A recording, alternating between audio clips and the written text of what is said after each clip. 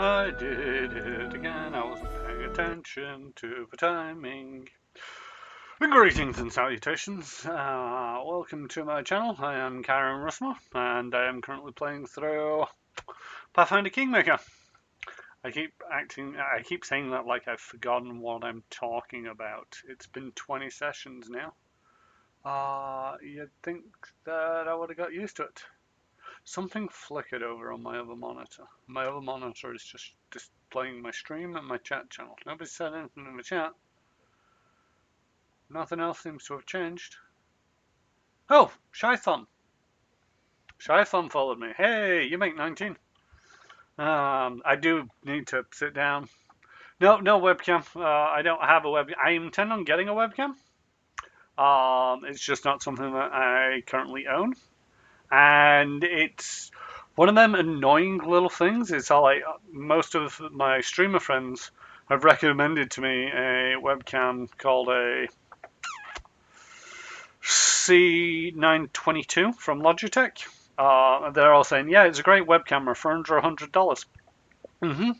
That's great for under $100. I cannot find it anywhere for love nor money. For less than 150 Great British pounds over here. So it's on my to get list.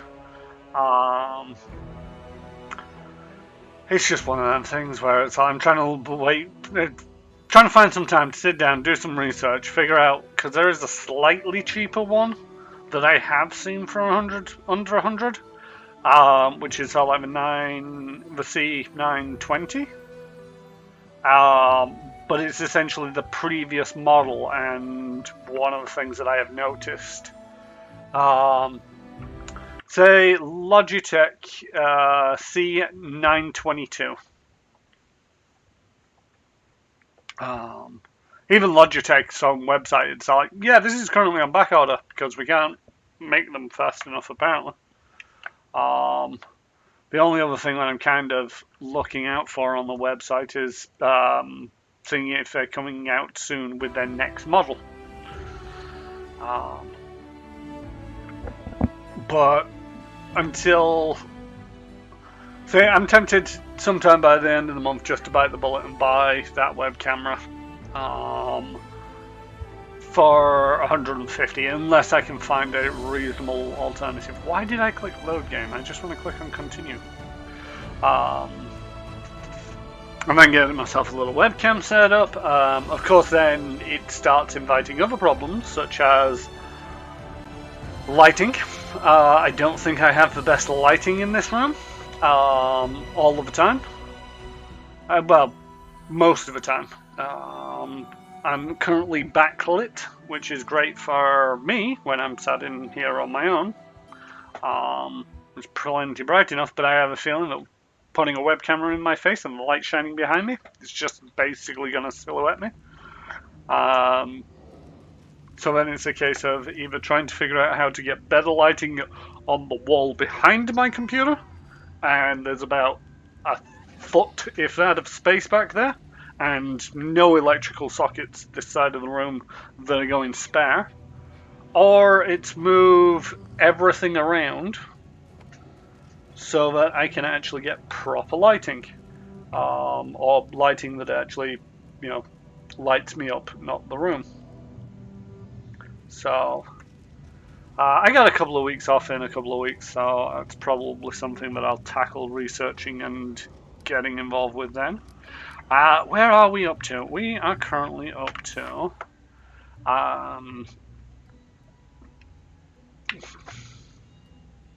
level 6. What are we doing? We're on the second chapter. I've got the barony. I've expanded it a little, I've built it up a little, and now I've been dealing with the troll trouble. Destroy the troll lair. I located the lair, managed to walk right in, up to the king, who then decided that he wasn't in a willing position to negotiate, slunk off to the back of the room and hid himself away. I have a bad feeling that if I go out this door, and there's a lot of trolls out there that are not going to be happy to see me. All according to plan. Wait, friend. Kargarg is near. I can feel it. On the ground, on the grass, on those rocks. Everything is soaked with his stench. You must tell me about him. Must tell you about him. You need be prepared.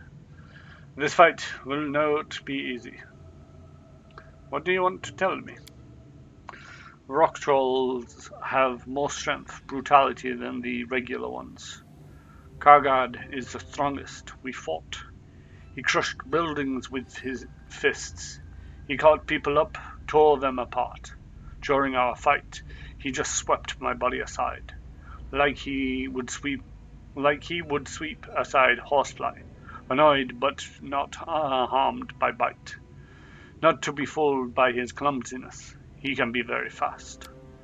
Carved in my memory, flying through the air towards a fence. A hit in the head. A hit in a head. Doubled vision in the eyes. Inability to stand up. Inability to raise bow. A taste of blood in the mouth. Helpless. Ekund looks somewhat ahead. His gaze is still and heavy. His face looks like a mask carved in stone, the same rock as the troll he tells you about. How did you know his name? The trolls shouted it in a war cry, and as anthem, Kagag, Kagag, Kagag. They were yelling it when he crushed the walls of our house, when he killed. It was Kagag who killed your family? Should you know the details? I prefer to know everything about those I travel with. He swept my defenses out of the way and crushed the walls of our house. He seized my wife, Amanda, and bit off her head, hurled her body aside. Clarissa screamed. He just stomped on her. Though it is obviously hard for him to tell the story, you hear some relief in Ekund's voice. I'm grateful you made me tell this. Needed that. At least they didn't suffer before they died. Octavia puts her hand on Ekund's shoulders. The ranger flinches at her touch, then relaxes with obvious effort. The atrocities committed by this monster are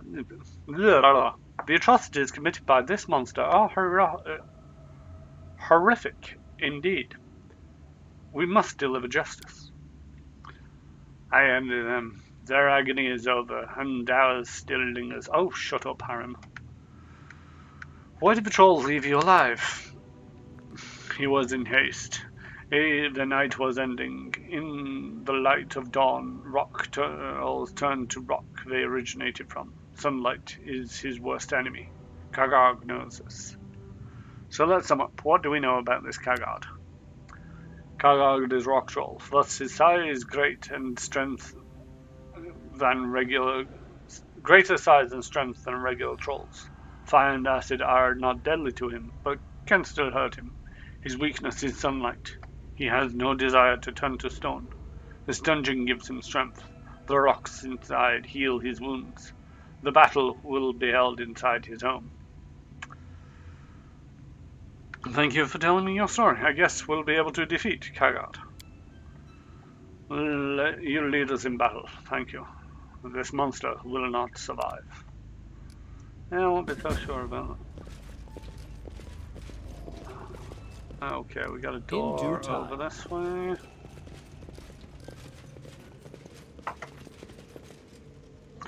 Our route is taken from neighboring villages. The loot taken from neighboring villages is piled in a heap of trash. Soot blackened gloves and a potion of cure moderate.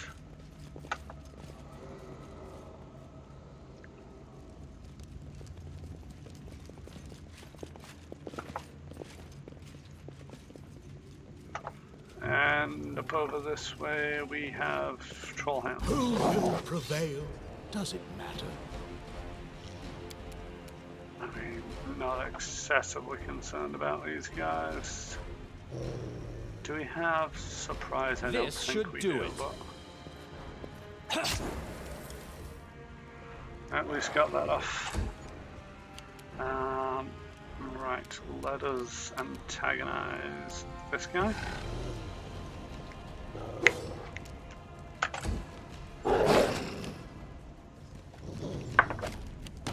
They're not likely to hit anytime soon, but if they do hit, then it'll be damaging, and I have a feeling that this is going to be a long fight.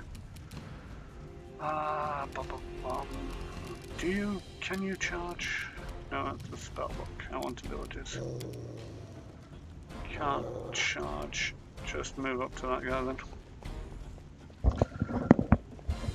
I missed my other cleric, but I thought this guy wanted to come to the dwarven rooms. I'm not entirely sure. No, these are dwarven. Ikundo, shoot that one.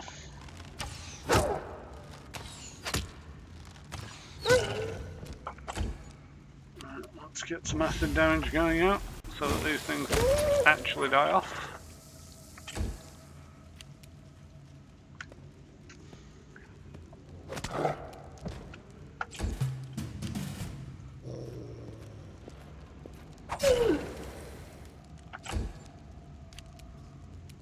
Let us strike Might it stand up close.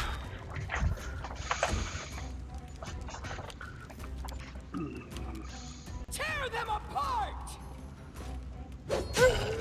Should possibly start prepping up some fire and acid vials.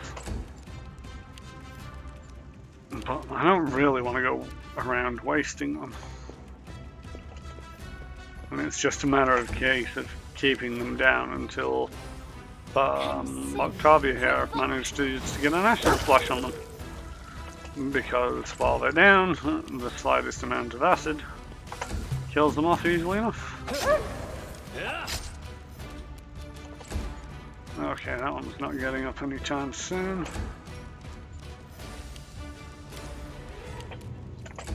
Can't cycle around.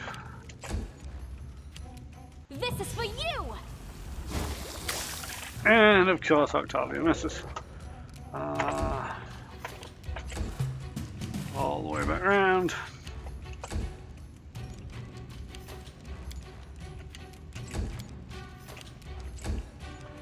Yeah, man.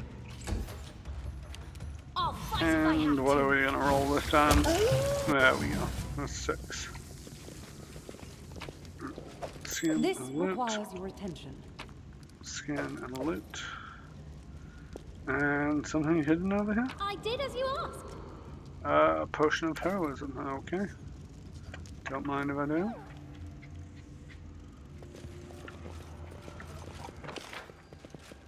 Not too bad on the size of this place. Of course, that's assuming that it doesn't go to another level. Can we get rid of that? I grant you And death. get rid of that guy. No strength wasted. Straight to disabled. For both of them. Nice. Couple of crits. You can't stop me. Carver up next. Boom. One of them out of the way. Amory, move over there. Get ready for the ones coming around this corner.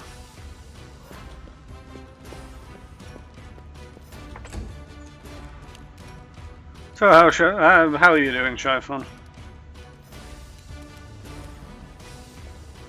Shaifan.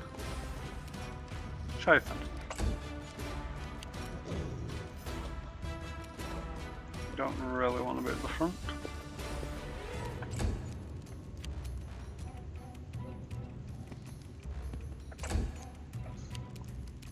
Cannot hide from me. Oof.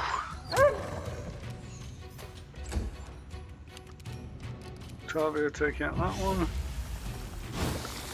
Thank you very much. Keeping an eye on the election. Yeah, I mean,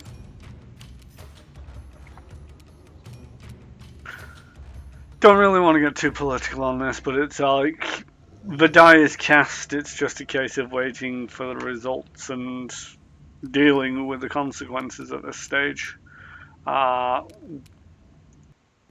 Until that is known, it's like not really much more that can be done.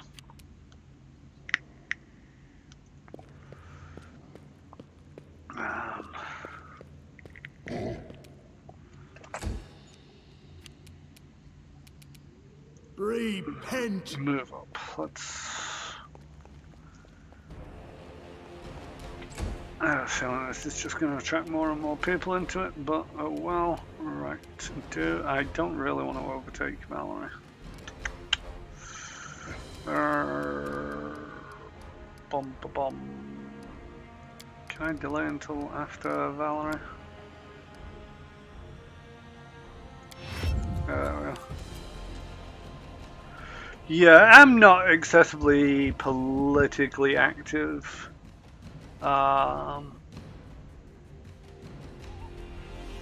In my own country, either England. For the most part, you know, without getting too into it, it's all like the politicians here I don't really rate particularly favourably, but they don't screw up enough for me to care about them doing much. I do have a lot of American friends, and to a certain degree, it's affected a lot of my American friends because of how influential it's been, and yeah, I'm hoping for the best.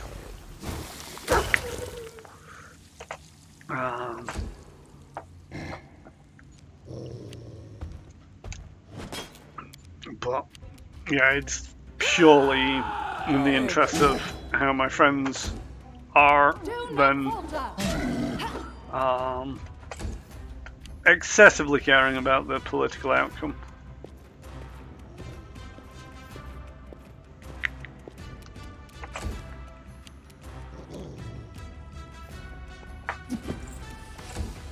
Come on, it was a 4 to bleeding hit. Probably gonna have to. Yeah, I recognize you from Geeks for Good. And you know, I appreciate that you're also friends with Miles and Halfsinger and a lot of the other people who hang around on Geeks for Good.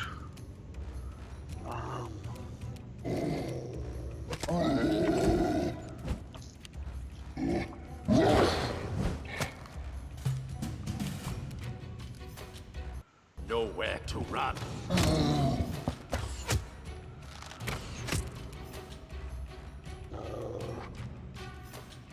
Yeah, Axe Murder, Mum, Sai, Zap.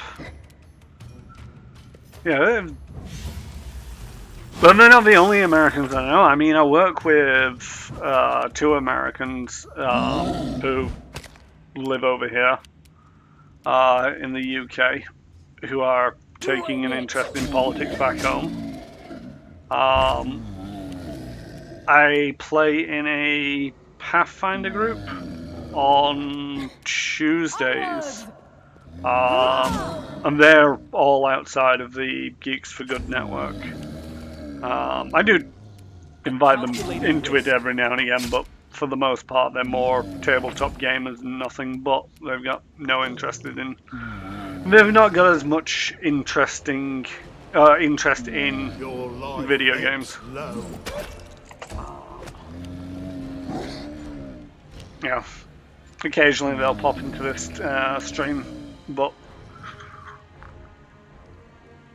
I've yet to see them in the Geeks for Good community.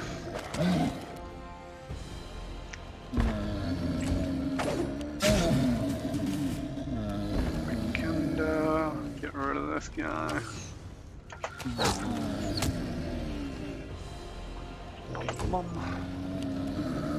Talia, can you take out that one?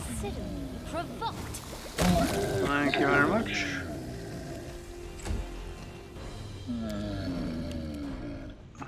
You are currently dead and dying. Let's have some acid flask. And let's throw that into the middle of them. I actually kind of want to go for the back, just in case this misses. Oh yeah, didn't do much damage, but it was enough to take out the troll. Now it's a case of just trying to do enough to the rest of them. Let us strike as one. To get them dead before next round, when the acid won't be applied. But got rid of 2 of them. Yeah, I mean, to a certain degree, I think a lot of Americans, whether they're expat or still in the US, it's all like it's a bad time for them.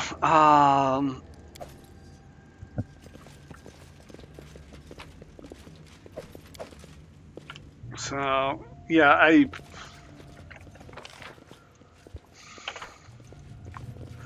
That is not far.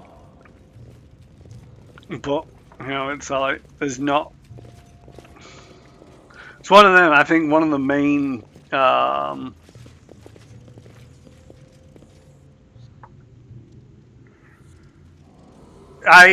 don't know. Entirely honest with you, I don't know whether they still have the right to vote, or whether they are a bit hit and miss. I'll ask my friend tomorrow. But I think the main thing that just sort of like it's how long it's taking. I mean, with the elections over here, it's all like, yeah, you vote on the day, you go to bed, you wake up the next morning, you know who's won. You can stay up overnight if you particularly care. Rusted dwarven key, a silver ring, and a journal. But it's, you know, even the morning after, you know, my friend was all like, yeah, we're not going to get 100, you know, unless somebody manages to get past the post on the initial states that can count quickly. And when I say count quickly, it's, you know, some states have earlier voting, some states have only last minute voting, and, you know, whole mess of a political structure. But yeah, unless one of them makes it past the post in the early days, and there isn't enough remaining to come back, but because of a number of mail-in ballots and the states that always seem to be slower in the counting, it's just like, yep, voting closed on Tuesdays, we're not going to know until Friday for sure. Anyway, this tomb is made of high quality parchment and bound in good leather, but it's torn apart and stained with mud. Most of the pages are missing. There is an inscription in the inner part of the cover, written by a steady hand. This journal belongs to Rodvik Landbuk, the 4th commandant of the Bronze Shield Fortress. The Restress, 4498. Today, my father. 4488. The current year is 47. I have this written down on a piece of paper somewhere. Nope, can't find it again. Yeah, I think it's 4720. So a couple of 100 years ago now, at least. Today my father, Umthrel Landberg, has handed me the command of the Bronze Shield Fortress and headed home for the 5 Kings Mountains. He said that he's become too old and hoped to die in his old place. in his homeland mines, not in this Torag forgotten land. He's left his post and many of the defenders disapprove. But as for me, I don't blame him. I gave him my last farewells and returned to the fortress, which is mine from now on. Lamashan 4498. Lots of carts on the road. They carry grains, vegetables, meat. Lamashan is a good month. Tolls this month always bring good profits, even when the year is poor. Too bad that's not enough to compensate for everything we spend on food during the other months. Otherwise, we could make the annual balance zero at least. The Road of Shields has made us bankrupt. For 300 years now, our three clans have been guarding human lives at our own expense. Cuthon 4498. Even the winter is not a real winter in this god-forsaken land. When's the last time I saw snow? I mean, real snow, like home, in the Five Kings Mountains. Not this pathetic excuse for snow which falls here from time to time. Local villagers could have gathered 4 harvests this year if they weren't so lazy and worked a trifle harder. But winter is too weak in river kingdoms. Damned rivers don't freeze hard enough for our road to be able to compete with them as the best trade route. What was King Talric thinking when he ordered the construction of an overland road in a place called the River Kingdoms? Well, maybe he thought of fame for dwarven people dreaming of regaining our former glory. Maybe he hoped that the locals would abandon their river routes, infested by pirates, for the safety of our trek, with its fortresses and watchtowers. At least I know for sure that's our grandfathers and fathers were thinking. That's too many resources and too much effort have already been invested in this road just to abandon the project. They were hoping something would change and gold would flow into our pockets in steady streams, just like King Talric had promised. So they just went on spending our money, efforts, years, and lives. Abydus 4499. Dwarves are patient, but there's a limit to every patient. The treasury of the Landbook clan is almost empty, and I know for sure that the Ward Dashes and the Skegs are doing no better than we are. It's ridiculous and bitter to recollect that while building this fortress, our ancestors had made several secret rooms to store future immeasurable treasures. It's impossible to deny it. We are the last generation of road shields. If some wonder fails to happen in the near future, we'll have to return to the Five Kings Mountains in shame. Thrust 4499. Disturbing news comes from Rossland. Hordes of barbarians plunder its lands. The sword lords beg for help. No one is able to give them. We scarcely have enough resources to keep garrisons at the fortresses. If Rossland falls, what happens to the trade? Who in the world will need the shield road? The rest of the pages are missing. And 110 gold coins. We have discovered something or killed enough things to level up. I did not expect that so soon. I say soon, it's been a while since I last leveled up. Alright, this shouldn't take too long, hopefully. Oh wait, no, it's a feat level. No points there. 2 points for athletics and mobility. And we are getting into feat. You took outflank, which is a team. What's the word? A teamwork feat. And nobody else had it, but everybody, or some of the others, can get it now. Hopefully.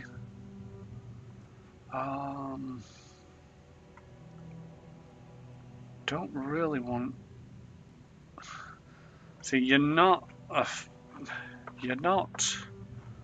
aggressive. You're a blocker. Perception, endurance, bonus 2 on athletics checks, +4 for fortitude saves. Sounds like a bit of a planner. Hammer the gap. When you make a full attack, each consecutive hit against the same opponent deals damage equal to the number of previous hits you made against the opponent. This damage is multiplied on a critical hit.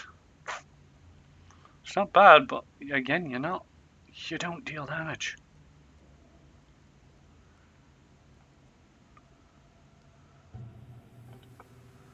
Whenever you're wielding a shield or adjacent to an ally wielding a shield who also has this feat. Nope. Nobody else uses a shield. Think I am going to go for this endurance. It's one of them things about so many feats. It's like feet, and because she is just a tank, she's got a 30 AC, which just really means that she's not, she's only got a +9 to hit, comparatively. So she's not bad, but, I have her on fighting defensively, which is a -4, so it's only a +5. But that gives her a +3 dodge bonus for fighting defensively.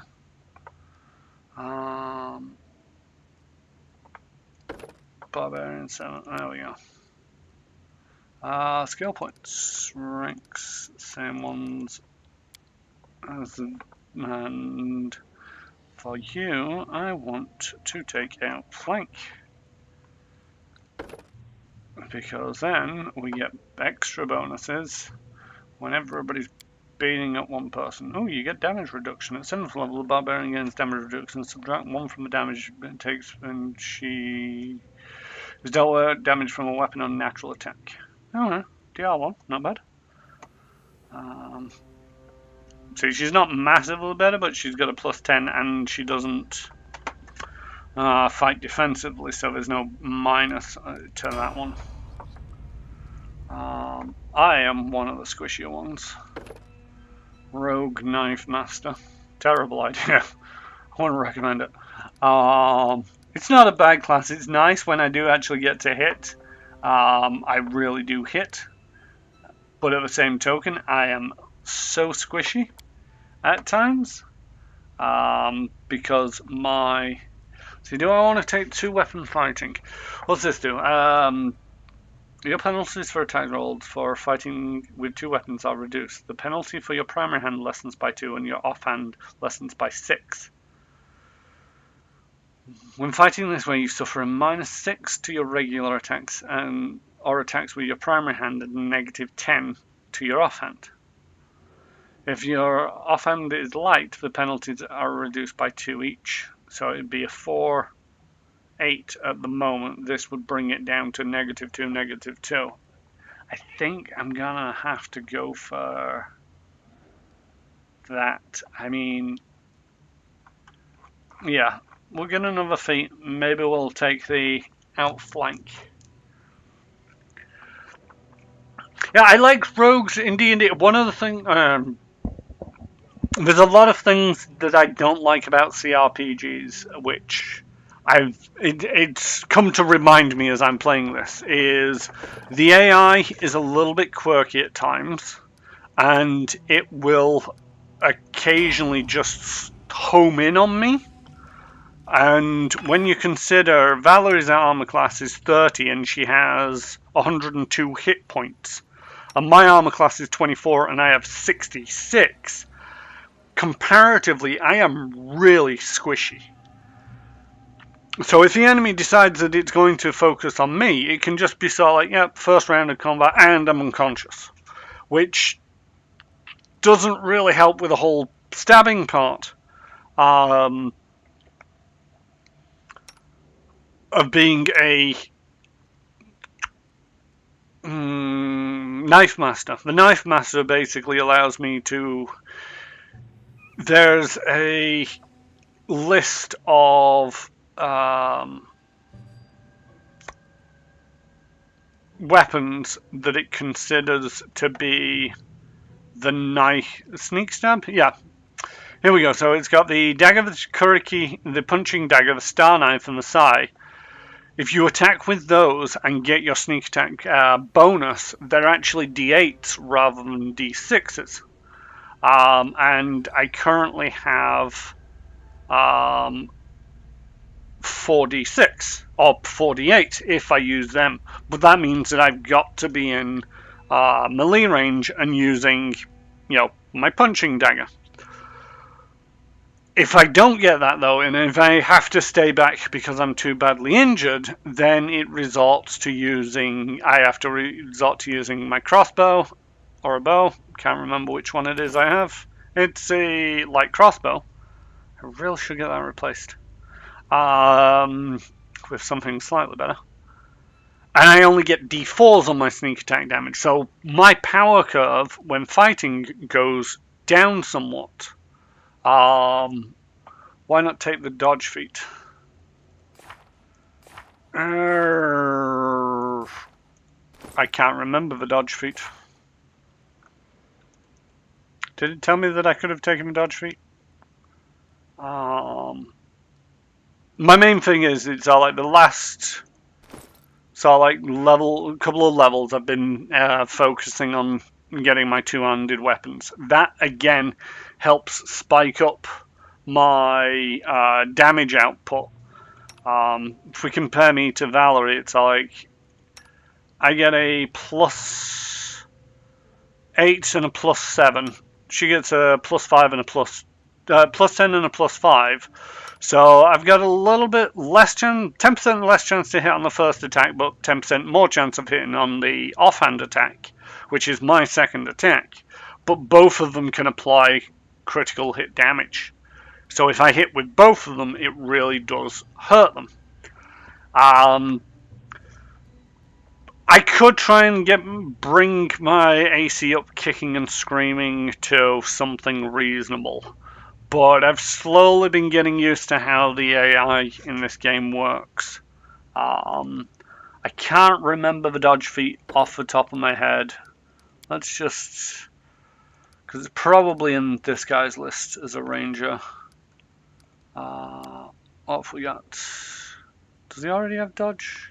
Boon companion, weapon focus, precise shot. Dodge. Nope, it's not there. Alright, oh no, there it is. Yeah, it's a +1 bonus to your AC. Yeah, I mean, it would have taken it from a 24 to a 25, 5% chance, less chance of hitting. This is the thing. It's more trying to make sure that Valerie is the one getting hit. Because there's been creatures that we've gone against when it's trying to hit Valerie, it needs to get a natural 20 before it can even consider hitting. He then decides, nah, I'm not going to hit her, I'm going to hit the rogue instead, and it suddenly drops to like a 10, and I just hit the floor. So that one, yes, okay, it will mean that it's now an 11 rather than a 10 that they need to hit me, but I'd rather try to figure out ways of making sure that Valerie is the one getting hit and not me. And, the offhand bonuses that I've been suffering with because, see, this is good for him because he's already got 4 attacks around. And if he makes, so like each consecutive hit against the same opponent deals extra damage. So he could be getting an extra 3 damage per hit, although Deadly Aim wants this. You're taking -1 on ranged attacks but getting +2. That would have been... It's kind of like the power level. Clustered shots. You take a moment to carefully aim your shots, causing them to strike nearby the same spot. When you against multiple, make multiple rounds against the total damage for all hits. Oh, okay. Oh, that's interesting.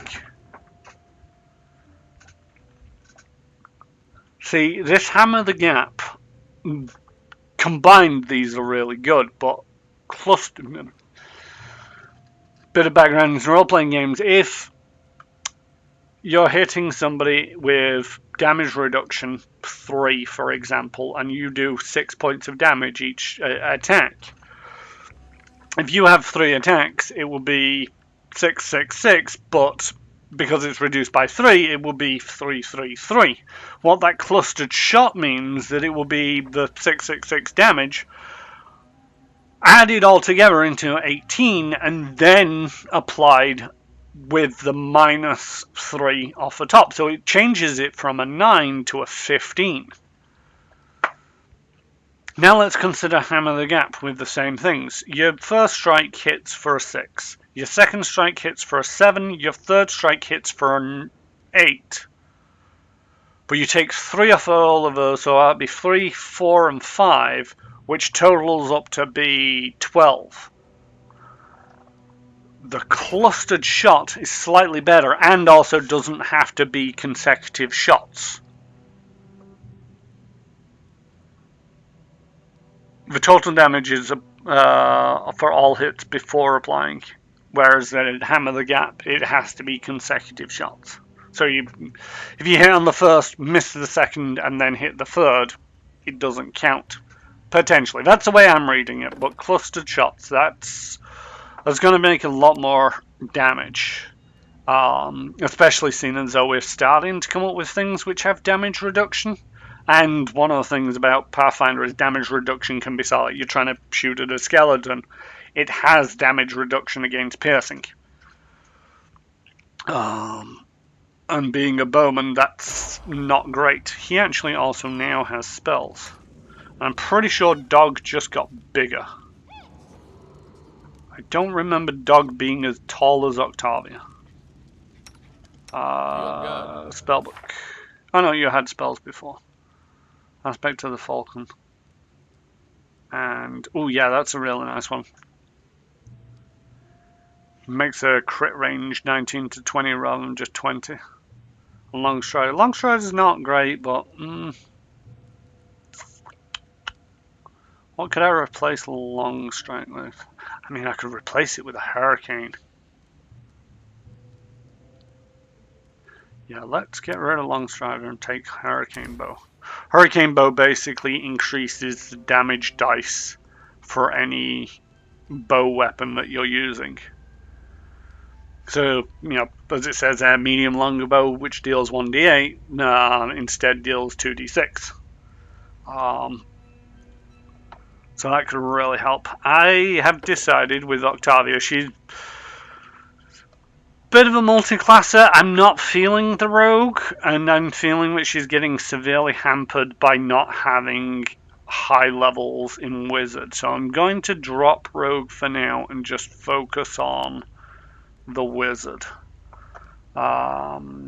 6666 to take that up and let's put it into the mobility, because if we need stealth then it would be me, but mobility is good for everybody. Spell focus you've already got for transmutation.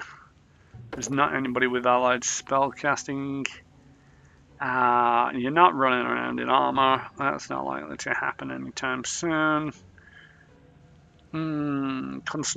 Concentration checks, that could be useful. Die Hard Dodge Elemental Focus? Don't really have a focus for her on that front though.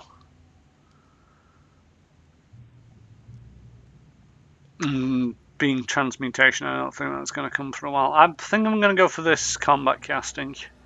Because if you have to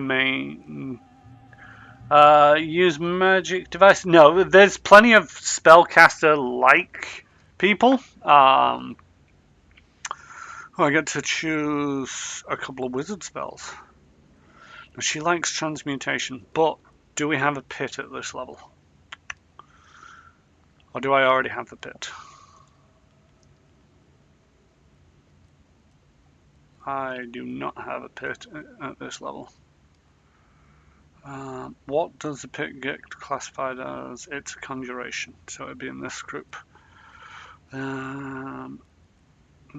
See invisibility is always useful. Illusion's useful.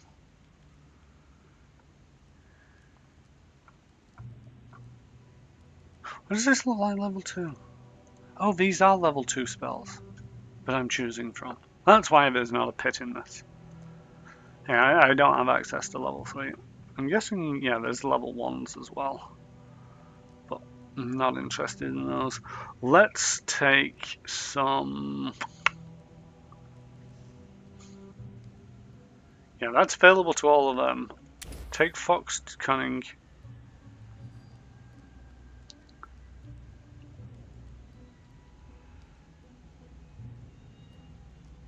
And let's take Cat's Grace. Actually, no. Let's. Cat's Grace is available to Lindsay, so if I really get desperate for that, but pre-percaster level. Yeah, let's take the mirror image. Yeah, if we just take a quick squint at most of the people, not a spellcaster. Do I have use magical device? No, I don't. I think the use magical device is mainly the facet of my bard. They're not with me at the moment. Pathfinder Kingmaker, if you're not played at Chiffon, is one where you have a selection of people.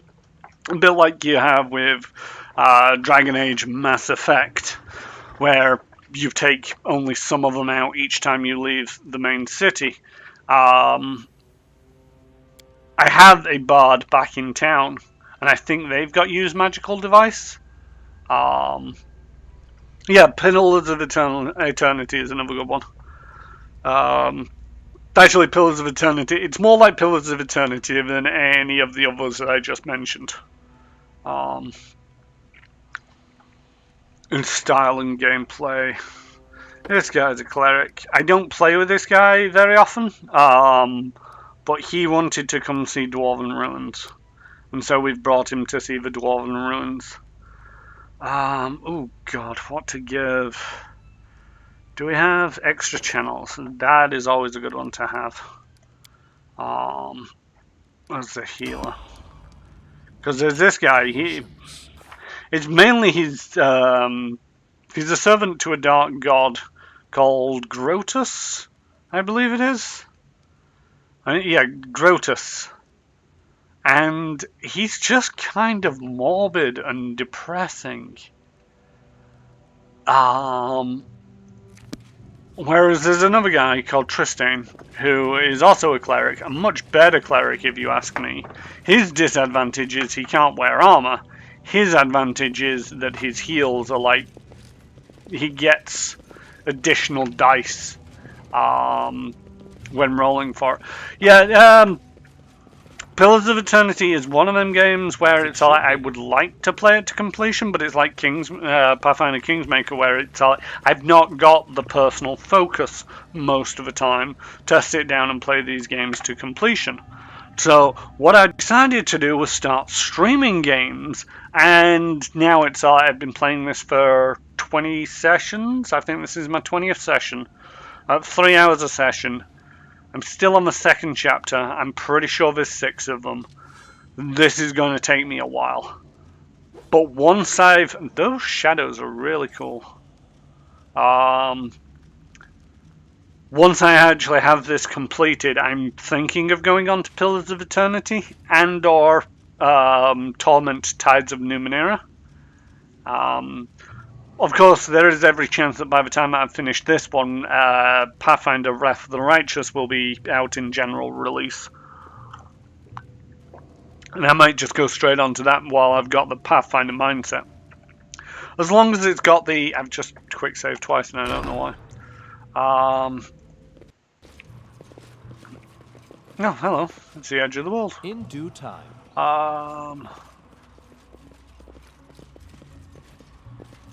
It's the edge of the world. It's the edge of the fortress, looking out over the world. Camping supplies, moonstone, jade, gold ring. That was kind of useless. I'm guessing. No. Had to pick open that lock. How are we doing? We've got.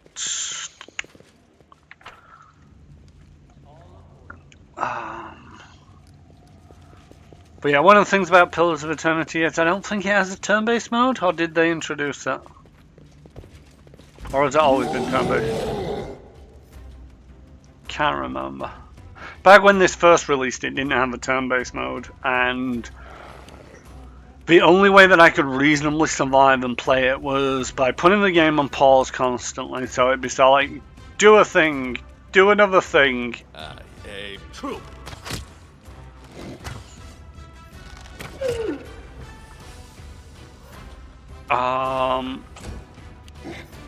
Unpause it for like 2 seconds and then repause it. It also, yeah, Numenera is turn-based. I remember that. But is Pillars of Eternity turn-based? It's been so long since that came out and I attempted to play it. But yeah, Pathfinder Kingmaker wasn't originally turn-based.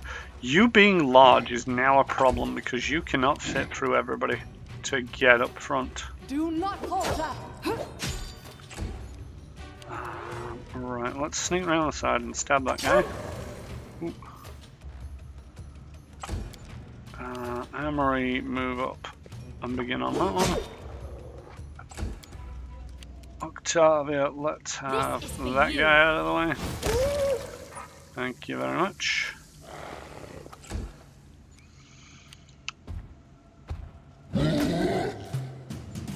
There we go. 5 versus 20, which means that to hit Valerie it needed a natural 20.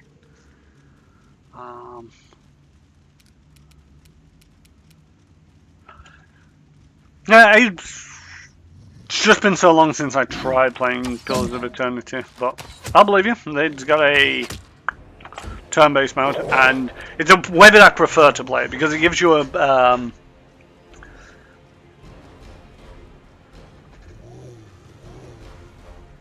the thing that you lose with the C920 over the C922 is the 30 frames a second at 720p, which is stated as a feature. The 720p is available for the C920, but it doesn't say that it's 30 frames a second, which makes me wonder, is it capable of 30 frames a second? And I appreciate that 720p is probably not going to make that much of a deal because I'm not going to be taking up the whole screen. Even at 720 it will be a majority of the screen. I'm going to be sort of like a little box in the corner. So I'm probably not going to miss much if I went down to the 920. But the difference in cost a lot of the time that I've found between the 920 and the 922 is not significant enough for me to go, yes, I'll just buy it.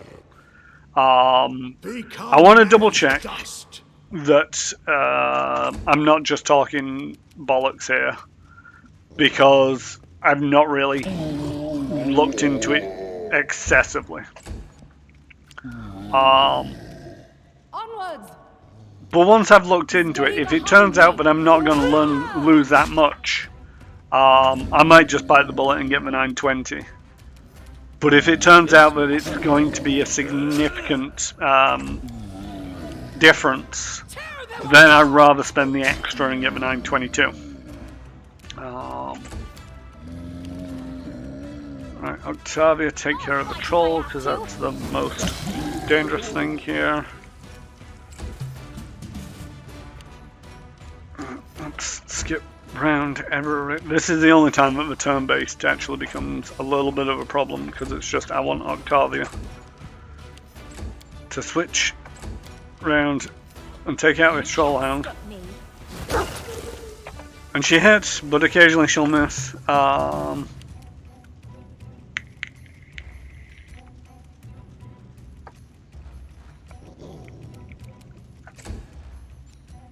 I'll have to double check, because I'm pretty sure there was some technical difference that I noticed between the two on the Logitech website. And from what I recall, it was so like Provoked. with the 22, it was a guaranteed 30 frames a second at 720p. I could be wrong.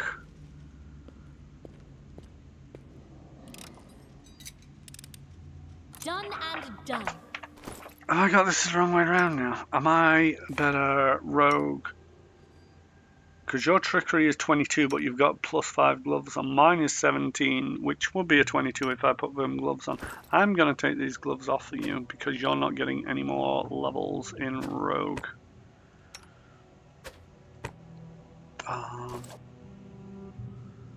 If you want to make a good impression on a Skype call, record demo, and polish demo showcase, YouTube.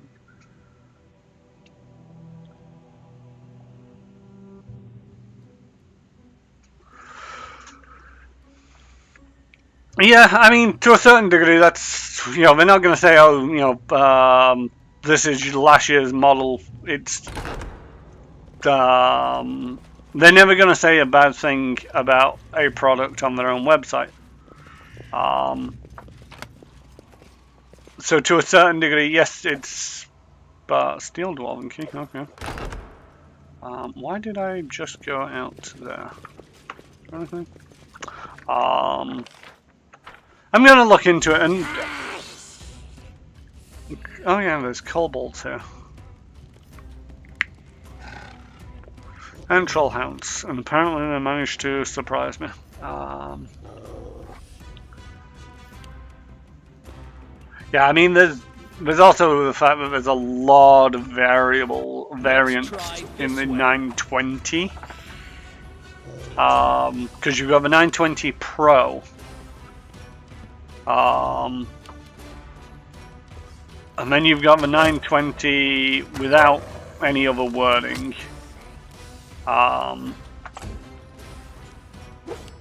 It's just one of them where it's like, I need to sit down, I need to make sure that I'm getting the right one, because if you saw on Geeks for Good, he mentioned he got a new recording equipment or something like that, and it's all, he was a couple of characters, a couple of digits wrong in the model number, and it went from a really solid investment to actually no, that wasn't worth half as much as I paid for it.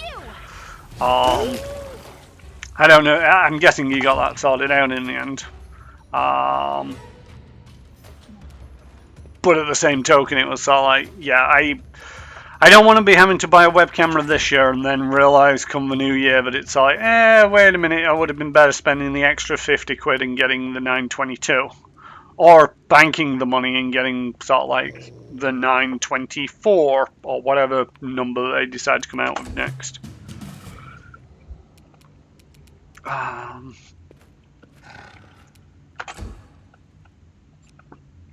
But yeah, chances are I'll probably end up getting, or at least looking at investing in a web camera by the end of this month. And to a certain degree, I'm a bit undecided mentally whether it's actually going to make that much of a difference to the quality of my stream. Why could we not skin those guys? Emily, skin them. Thank you.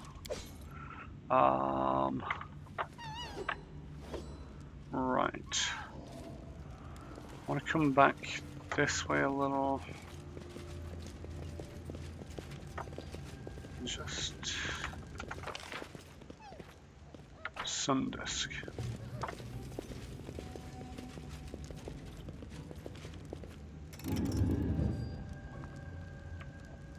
Distinct click is audible from somewhere beneath this floor.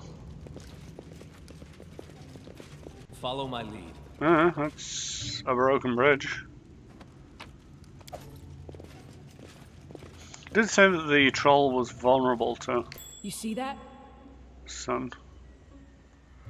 That looks like a troll to me. time. With a name as well.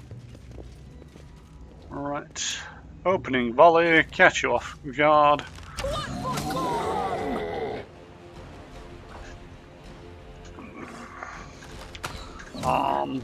Yeah, I don't really think the tech is probably going to be changing that much. I think the main thing, yeah, the streamers can see can see facial expressions. I just don't think I have the most animated of faces, you know, and reactions, which. It's all like, am I going to be paying, you know, money just for people to see me staring at the computer screen? Kind of touch.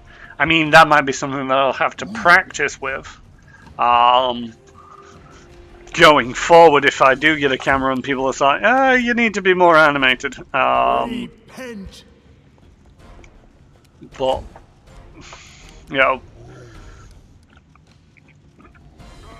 there's a small part of me that actually kind of dislikes when streamers have too much interactability.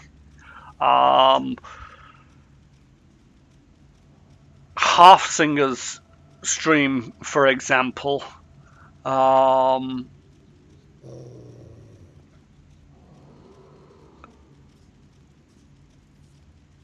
when she's had interfaces in the past where it's like her camera's up here and she's got hundreds of little trackers at the bottom of the screen, and it felt like you were squinting at the game that she was trying to play. Whereas for me, the only thing that's currently blocking the actual gameplay is my little mascot guy, who is very carefully down here. By the way, if you want your own little mascot guy or any artwork, my friend over at Critical Commissions, Nightbot occasionally gives you a web link, takes commissions, specializes in role-playing characters. But, you know, if you pay her enough, she'll draw pretty much anything you want, within reason.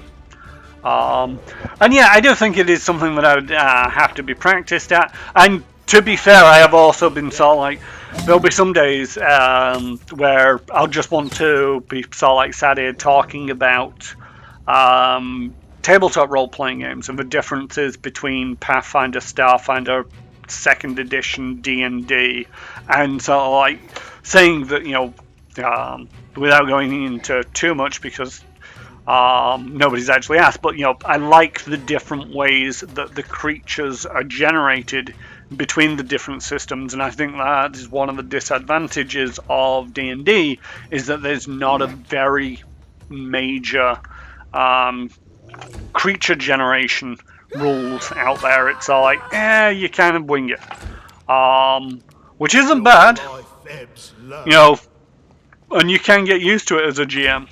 But at the same token, you know, you look at Pathfinder, you look at Starfinder, and it is very clear set of rules as to, so like, if you want a creature, you do this. But when I get into my streams where I'm talking a lot, you know, I don't want to be trying to concentrate what I'm doing in game, in this game, and what I'm talking about. Let us strike as one. So I'd like to be able to just put the game on pause for a moment and switch over to a camera and a different screen that you'd see and just talk at the camera for a while. And I have noticed myself wanting to do that a little bit more and more. Cannot hide from me. Wonder why that guy had a name. Shame, we may never know. Junk, and junk. What else we got? We got, ooh, a heavy shield, which is magical. Nobody uses a heavy shield, but don't really want that armor. What's that gonna do? That's gonna take us deeper to the lower level. Okay. No, the tank uses hair tower shield. What else has that?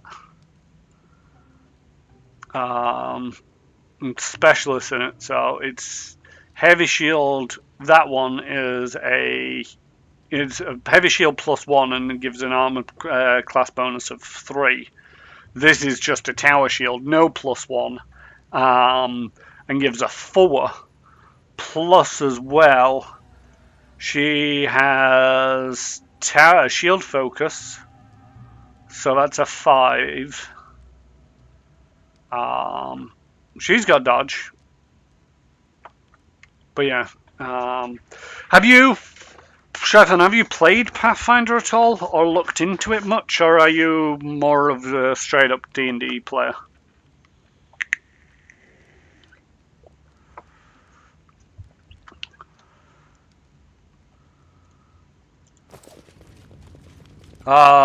Tabletop or CRPG, either way. Well, this is pretty much the only RPG, Pathfinder RPG, no, CRPG. There is actually a Pathfinder Online game. The last I looked at it, it very did much seem to be work in progress, though.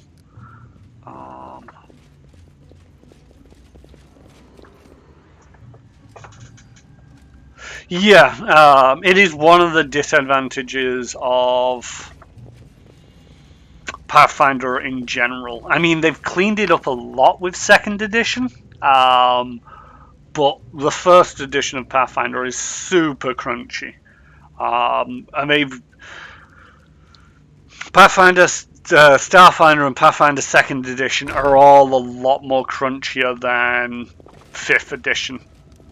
Oh, hello.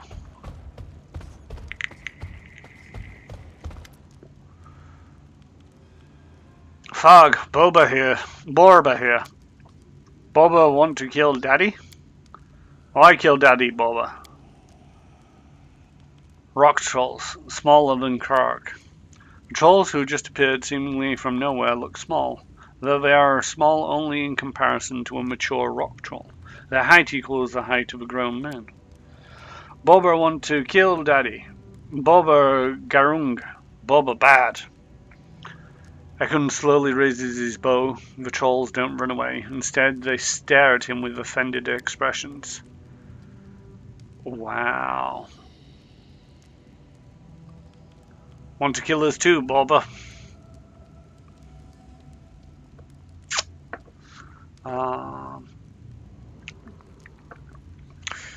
Yeah, don't get me wrong. I like how simplified the 5e is, and moving from 5th edition to Starfinder has been a bit of work for me because it's all like just GMing it. So like, oh, you want to give somebody a bonus to because they played something out well? Fine, it's advantage. Oh, they didn't play out so well, or they've got a little bit of a hamstring injury. Well, that's disadvantage, and that is pretty much the only variable you need to worry about in 5th edition. Again, I'm getting onto one of my rants about the differences. Whereas me personally,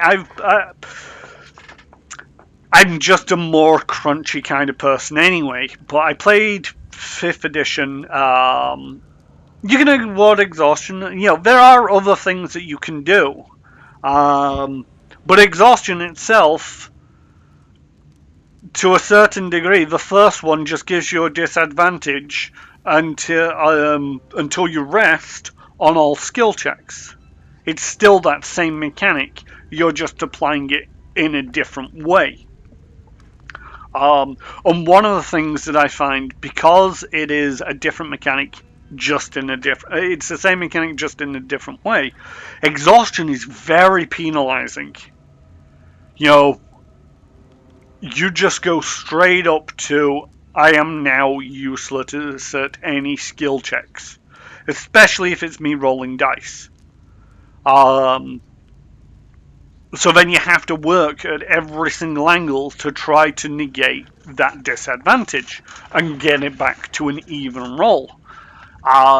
With, Starfinder, for example, if you get exhaustion, or fatigue as I think it's called, oh no, there is an exhaustion. You first of all, a minor fatigue, it's a -1 penalty. So it's not as brutal. But it basically then means that you've got to -1 from AC attack rolls, melee damage rolls, reflex saves, initiative checks, strength and dex-based skill checks, and ability checks, and reduce your encumbrance limit by 1 bulk. Well, that's just fatigue. Then you've got exhausted, which is exactly the same stats that you're modifying, but it's now a -3. At the table, trying to keep track of all of this is a nightmare. And the number of times where you're just kind of aiming for close enough. Because one of the things that I will do before people go, oh, what is my bonus on this? And it's like, is that what you're doing? Is that definitely what you're doing? Yeah, this is what I'm going to do. And it's like, all right, roll the dice first. Because if you roll a 2, it is not going to hit in a month of Sundays. If you roll a 19, there's a reasonably good chance with all the modifiers that's going to hit. If it's a near miss, then we'll do the math. And that's generally how I roll at a table. More often than not, it's like a maybe kind of thing. So it's like, alright, yeah, so you've got a +2 for that, but you're at a -1 for that, and they're in a flanking position, so that's another +2 that you've got. So it's a +3 onto your thing. I think they have a body part HP system where you can really hamper and have to get players to really think much on how they tackle encounters. I don't like... Now, I'm going to be brutal and do a hot take on this, potentially. I don't like D&D and its hit point system. Players are just far too squishy. I play a paladin, as we were discussing. I have a standing 22 AC without further modifiers. Level 6, I think we are. 22 AC, which is pretty high for any character in D&D, 5th edition. Just about every encounter that we go into, I'm knocked unconscious because I'm the tank. There is no way for me to not get unconscious in a combat without not being the tank. And that I do not like. Having the body part HP, it's all like, yeah, okay, that kind of makes sense. It's all like, okay, I'm going to aim for his arm. Super badly designed, though. How do you mean super badly designed in terms of hit points and AC? Because, I'm playing a paladin, but I'm no different than a fighter. Fighter might get a slightly larger hit die.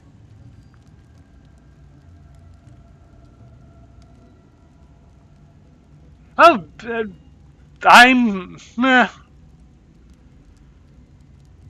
yeah, I'm not going to disagree that they're weak fighters, but just looking at it as a pure tank perspective. I'm not going into the super tank of the barbarian. I've forgotten the name of the barbarian. Archetype that basically just means you're resistant to everything. Because again, that I feel is a super bad design, because it's like, yeah, if you want to be a tank in D&D, you are the best. I'm going to have to look it up, because that will just annoy me. Barbarian. Not the... Is it a totem war? No, it's not a totem warrior.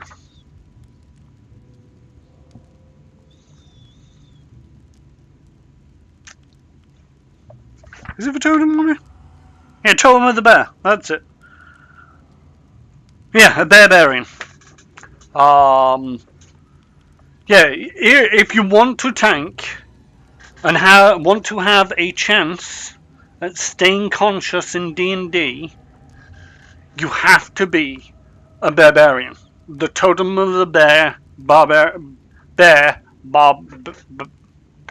too many bear. Totem of the bear, barbarian. And that is the only way that you can have a reasonable chance at staying conscious for combats. I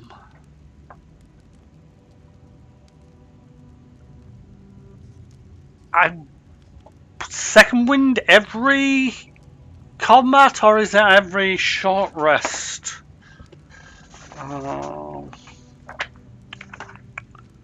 Because I thought that was every long rest, or is that a short rest?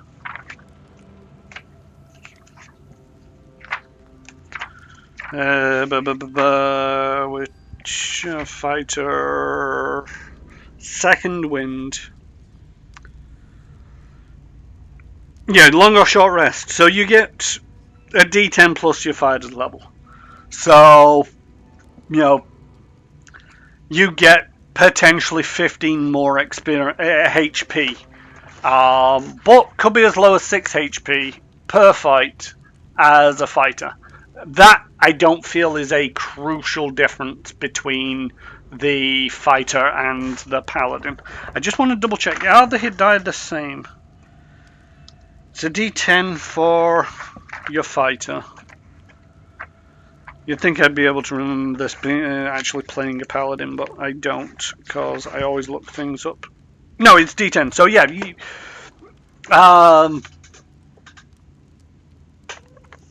with a bigger hit die? No, it's just fighter is a D10, paladin is a D10. So, you know, Constitution is potentially exactly the same. So you're looking at roughly the... Alright,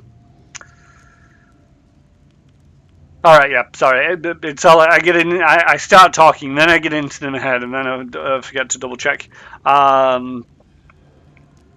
With the chatter, yeah, you're getting 6 to 15 at level 5 more HP as a fighter than a paladin.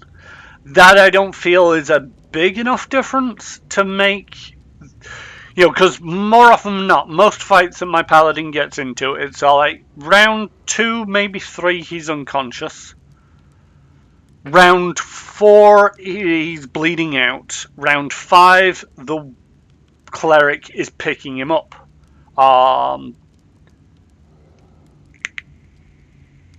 Yeah, and the paladin has abilities to heal themselves, but it's at the cost of their action.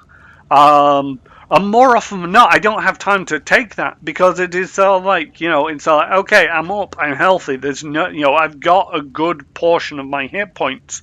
But then come the next round, he's just unconscious.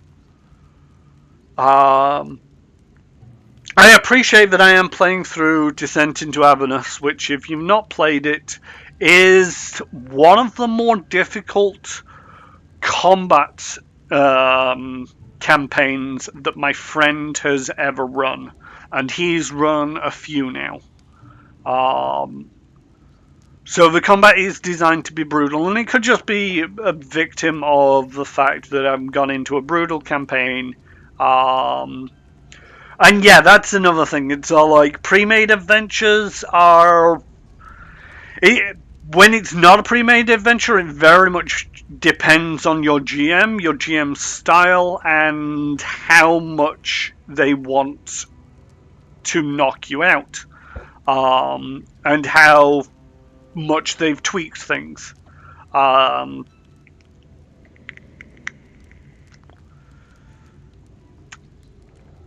will say that I have had 2 homebrew GMs,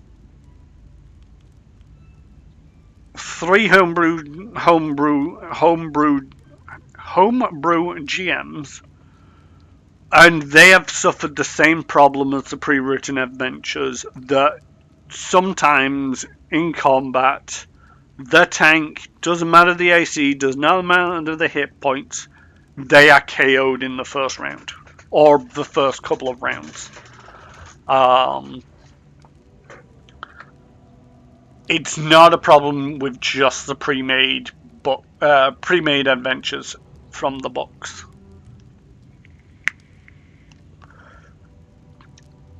And this is the thing, there's...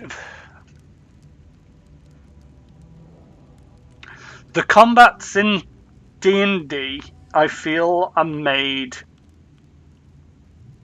to knock you out, to use up your hit die, so that after about 3 fights in a day, you're ready for a long rest.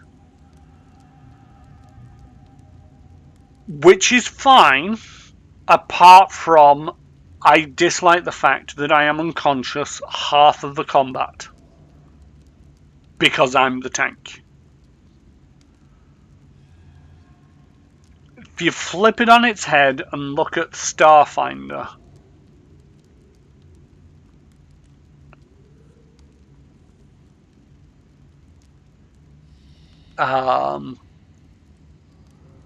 yeah, I'm not getting too much into how the Paladin is built. I'm not a massive fan of Paladins in general, so I'm always going to be a little bit more critical of them.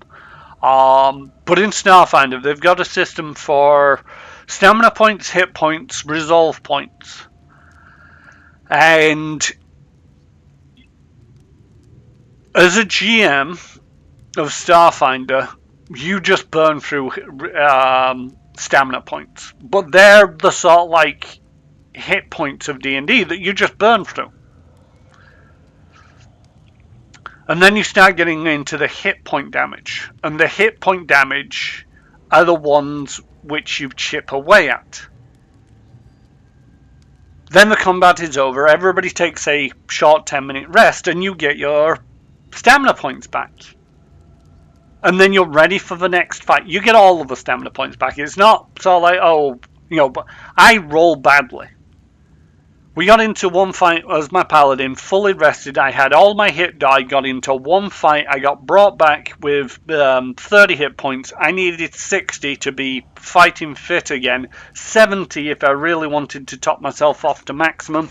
I had to roll every single hit die and still wasn't maxed out.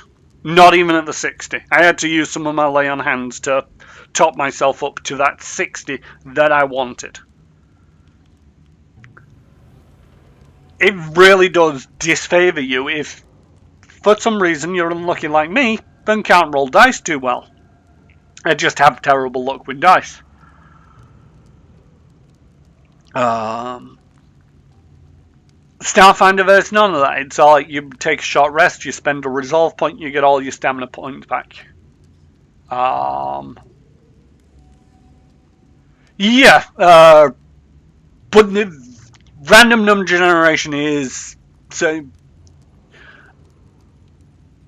something that is brutal. And, you know, I appreciate that, strictly speaking, there is potentially no such thing as luck, and it is just, you know, my disweighted dice, but it doesn't matter whether it's on Roll20, Fantasy Grounds, Pathfinder Kingmaker, at a tabletop with dice. With dice that people have said are weighted to the point that they feel unfair using them because they roll so well for them. I pick up the dice, I roll it, you can bet your bottom dollar it won't hit double digits. And it will just be consistently lower rolls. I don't know what it is about me and dice. It could be luck. It could be, you know, the way that I roll dice. It could just be a figment of my own imagination. But I am known amongst every group that I play with as the guy who cannot roll dice. Miles even saw it as I'm playing this. Anne-Marie needed healing potions to top herself up because it was like, I'm deep in enemy territory. I need to get out. Anne-Marie has got, like 5 hit points. Healing potions in this are 1d8 plus 1. I got Anne-Marie to drink 8 of them.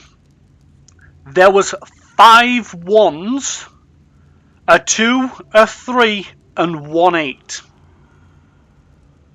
And Miles will contest to that. My GM, who knew nothing about it, will also appear in the chat occasionally here. And she will say that yes, my dice rolls are just consistently always bad. I don't have D&D Beyond. I'm not a massive fan of the way that D&D Beyond is financed.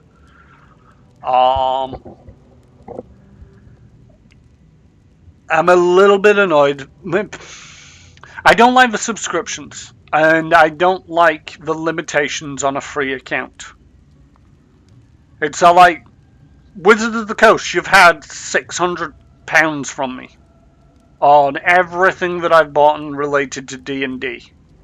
And yet, D&D Beyond, I've got to spend even more money before you'll even give me everything from the Player's Handbook. I don't like that. Especially seeing as though, one of the things is I'm now more of a Starfinder GM. And Starfinder, to play it officially, and you want to give it a try?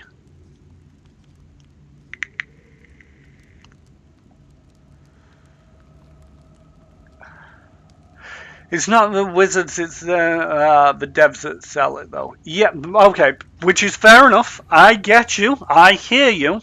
But let me break this down. When it comes to Paizo, when it comes to Fantasy Grounds and its character generation and its dice rolling, I have a subscription with Paizo. Every time that they release an adventure path, they send me a copy of the book physically. They give me a PDF copy of the book, and that PDF is just tied to my Paizo account. If I want to run that on Fantasy Grounds and not have to do all the prep work, I go over to Fantasy Grounds and I can buy that module. If I wait until that module goes on sale and make sure that I update in Fantasy Grounds my listing for the PDFs, it will cost me $2 for that book.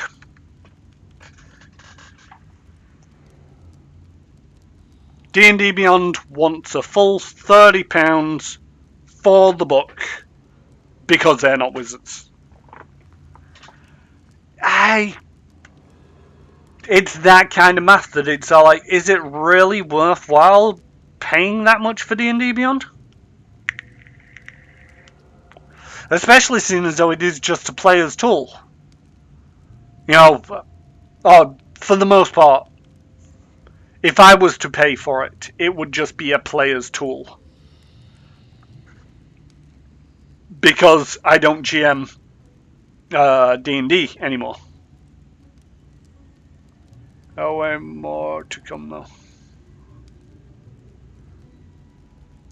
There are way more to come though. There's way more what to come though.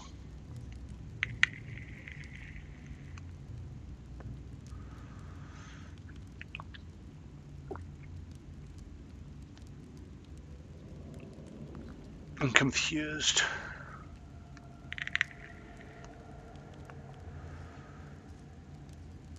Yeah, and it's still in beta, and they already want money for it. There might be more to come. There might be a VTT associated with it. There might be more features that'll come down the road. But as of right now, I don't feel that it is a worthwhile financial investment for me. Especially when I compare it to the likes of Fantasy Ground. And Paizo released a book. I get the book shipped to my door. I get a PDF copy of that book. And to buy the digital equivalent of it, it costs me $2.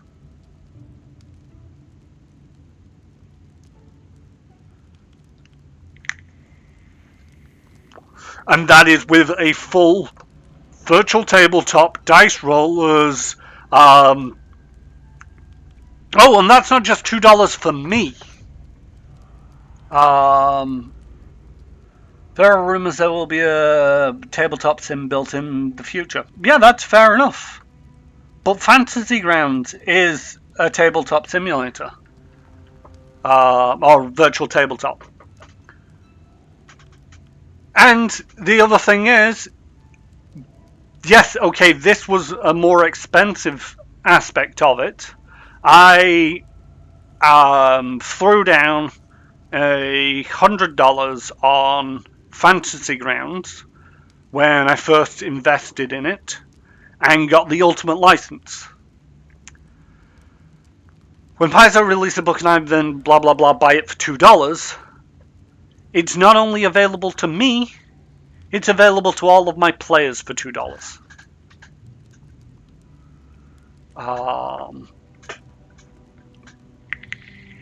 Yeah, I see that you're not arguing, and it's like, yeah, maybe.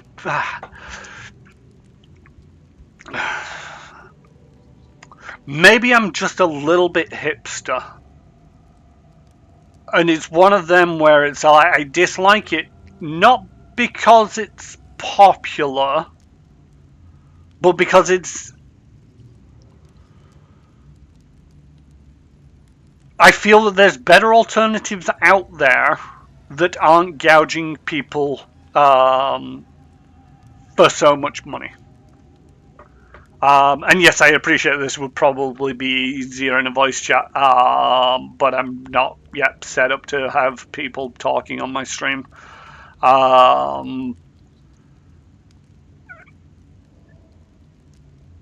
So you'll just have to make do with typing, I'm afraid. Yeah,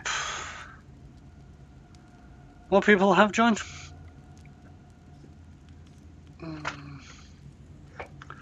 Is there more people in chat?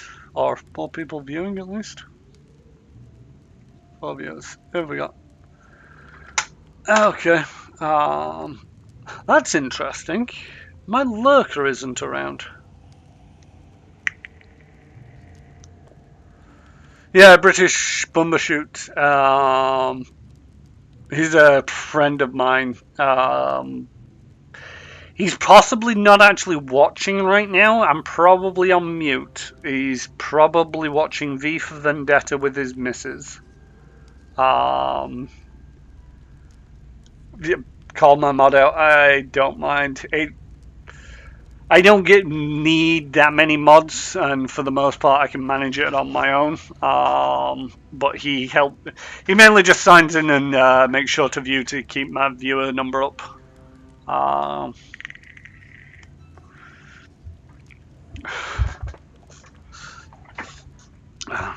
Anyway, I am going to take, actually, now that I think about it, I'm going to stop talking about D&D and I'm going to start talking about Starfinder and get on with playing this game, because somebody's going to watch the VOD of this without the audio and they're just going to see it freeze here for like half an hour. But before I start playing again, I'm going to take a quick 10-minute break. Oh, don't worry about it. This is one of the reasons why I actually started streaming this, is to have these kind of conversations. And this is one of the reasons why it's like, no, I really do need to start getting a webcam set up so that it isn't just the game being paused in the background for 10 minutes while the only thing going on is me talking to chat. That, if you're viewing this without the chat, will not make any sense whatsoever. But yeah, I'm going to take a quick 10-minute break, refresh my coffee, and I will be right back. And when I get back, not so much talking, more playing of the game, hopefully.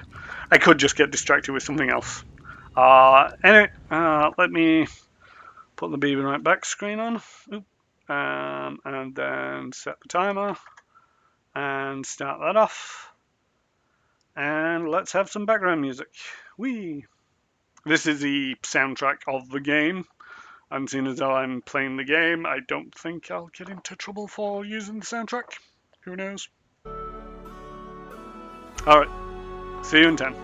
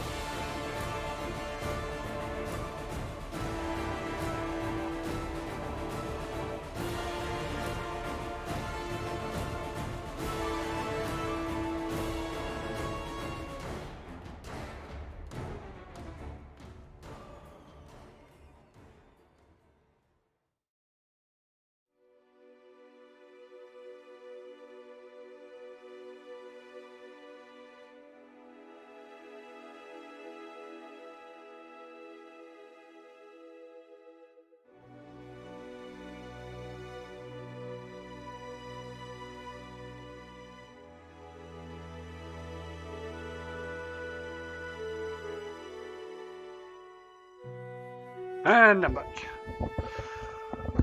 Welcome back to my stream. Let us turn down the background music, because if it's too loud, it's not really the background. Alright, I am gonna continue my gaming of Pathfinder Kingmaker. So let's switch back to the game, and... Wait, no, now I need to stop the background music. Where were we up to? You want to kill us too, Bobber. See, I'm playing lawful good.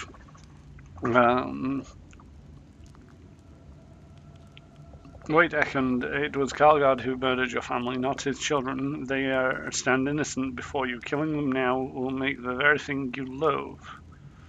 Lower your bow before it is too late. It says require good, but this is also neutral good. But is a lawful good kind of guy.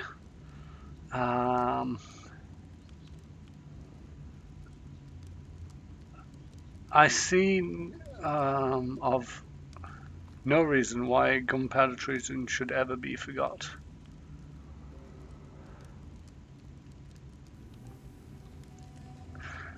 You've come in off a random tangent, British bumbershoot.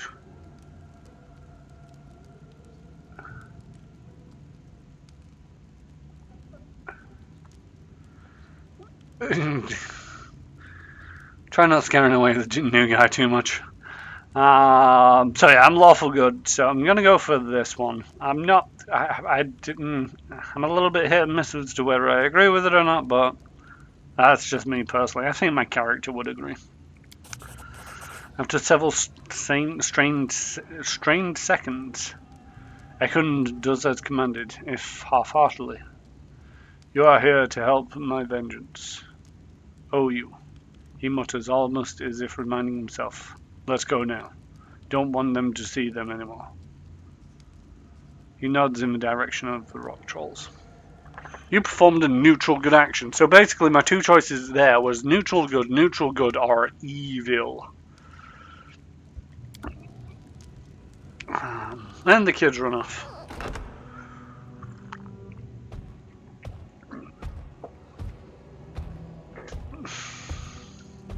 Let's finish them quickly.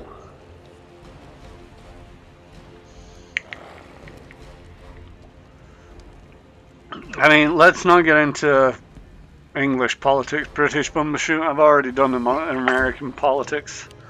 This is for you. So far on the stream, and I tried to be very vague about that one as well.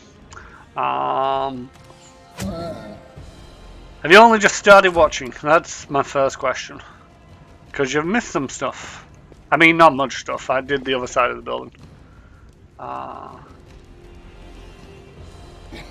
Remember the 5th of November, the gunpowder treason and plot. I know of no reason why the gunpowder treason should ever be forgot.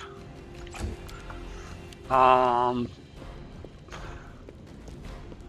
reason why it should be forgotten is because it was a failure, and I don't celebrate failure. Risk. Oh, yeah, I said it. That's a hot take.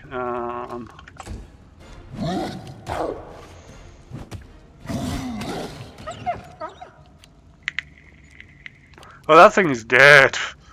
Probably not dead, but... See, there we go. This is one.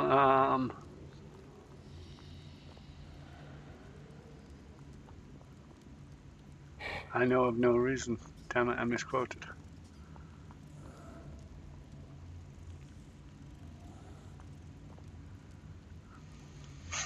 I'll fight if I have to. I mean, you both remember it slightly better than I do, even if it is Google for half of it. Or for one of you at least. Nice. Valerie, could you get in there before he goes and hits somebody else? Alright. Just being there should be good enough. This will hurt. Hopefully. Nice.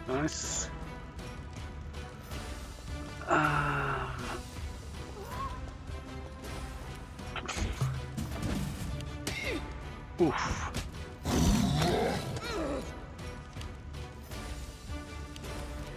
Jesus, I need Palamary back. It only needs a 2 to hit her. Come on. Are these vulnerable to acid? Oh, not vulnerable, but is the... Where is it?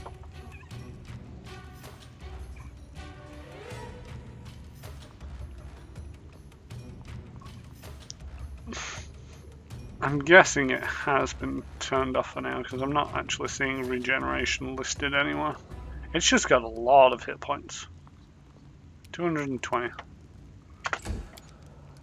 CR is it? CR 7 plus 5. I was supposed to run you away. Totally forgot about that. Run away!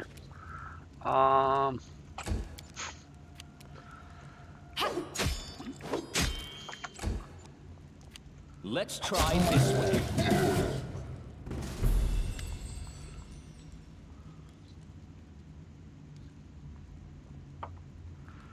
The troll is utterly hoarse and falls thunderously. Dark, sickly blood oozes from its wounds. It tries to raise its hands to defend himself, but is only able to clench his fists. He snaps his jaw one last time in an effort to devour you. Suddenly, he goes still.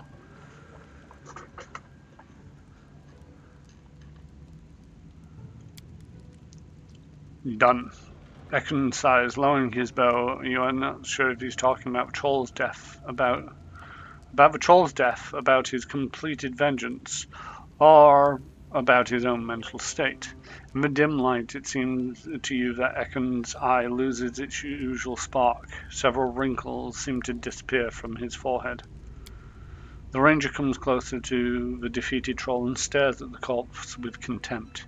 His lips are pressed to a thin line, his fists clenched, his knuckles white.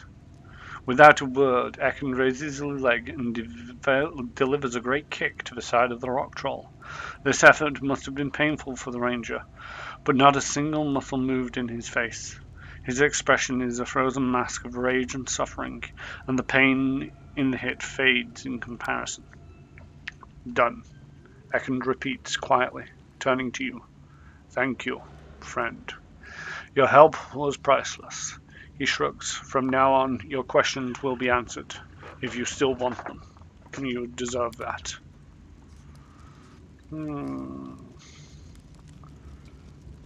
As it should be. I think we need to do some healing. Was lost in thought. Let's heal you up, and probably heal Dog up, although it's not telling me how many hit points Dog has. But that should help. There's a mushroom there. And there's a rock troll over there. Ooh, a belt of physical might plus 2. You've got a constitution. You've got a constitution. You've got a plus 2 to everything. I think the dwarf could have a plus 2 to physical might. Oh, physical might is plus 2 to strength and constitution. Sorry, you're not getting it. Gonna go with you then. Wop boom. Got a plus 2 to strength. Hey, you can have a lesser belt. There you go. Have some more hit points. It is better or not to assume what or whom the stew is made of. That's a door, that's a door. That's an entire horse? I think that's a horse. Before I wander too far this way, which I think will loop back to the other place. Let's see what's behind door number 1. What's that? A dead dwarf. Was not expecting a dead dwarf. Dying dwarf. Oh, it's even better. You see a pile of mutilated corpses nearly reaching the ceiling. The bodies used to be humans. Dwarves, cows, sheep, and God knows what else. Some corpses look fresh, others have already started to decompose, filling the passage with a heavy, sickening stench. Patrols probably just used this corner as a meat storage. You're ready to pass by, but suddenly you notice some weak movement near the edge of the pile. Having a closer look, you understand one of the corpses is not exactly a corpse yet. A bare-chested dwarf moves his lips silently, staring blindly at the ceiling. His chest has some bite marks, left by a huge jaw, and he has no legs. They seem to be bitten off at the knees. Poor man. Octavia wrings her hands in compassion. I'm afraid our magic can't help him anymore. We should... She swallows a lump in her throat. Put him out of his misery? Let us grant the gift of a quick death for this unfortunate soul, and take revenge on the monsters who made him suffer. It feels wrong to finish him off. He fights death itself. This battle is his. Let's leave this miserable sufferer alone. He's on the verge of non-existence, so let him make his own last step into oblivion. Ekund pulls an arrow out of his quiver. Mercy, he says, pointing towards a dying dwarf. Examine the dying dwarf. The dwarf definitely will looks like he will not make it. He has lost a lot of blood, and his horrible wounds would have killed any other person long ago. The fact he still clings to life is either a miracle or his own unthinkable stubbornness. Yeah, pretty grim. I'm gonna try and heal him.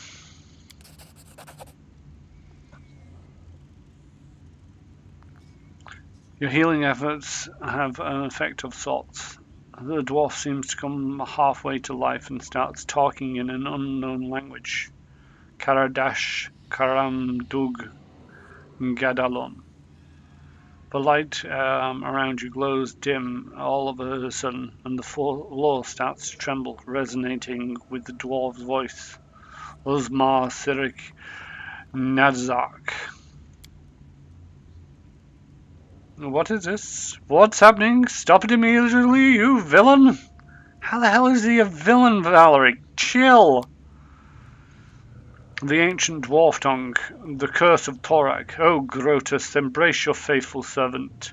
We will all die now. We should run, or hide. Shut him up. Somebody? Somebody do something. Run before he finishes. No, I'm lawful. Well, I'm good. Ooh. Do I just try and heal him again?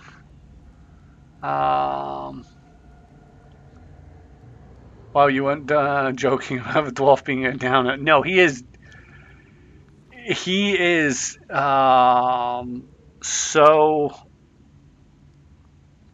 dour that it's the main reason why I prefer Tristan over him.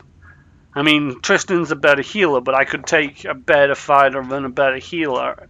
But no, his mood is just... See, yeah, I think I'll probably go for the heal. I'm lawful good, so I'm one step away is lawful neutral or neutral good.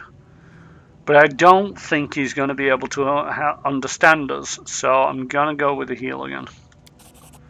As soon as your healing kicks in, the dwarf interrupts his monologue, apparently regaining awareness of his surroundings.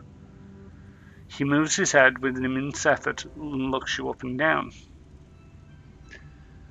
You're not a troll. I thought you were one of them. I'm priest of Torak. What is Torak? Father of creation, blah, blah, blah. He's often distant in learning magical power. Clerics believe in his fellows to make their own way for life, knowing that this will make them strong and tempt. Okay. I have been searching this ancient outpost. Found it, it seems. He tries to laugh, but instead bursts into a new fit of coughs. Come closer. With an immense effort, he raises his hand and whispers the words of blessing.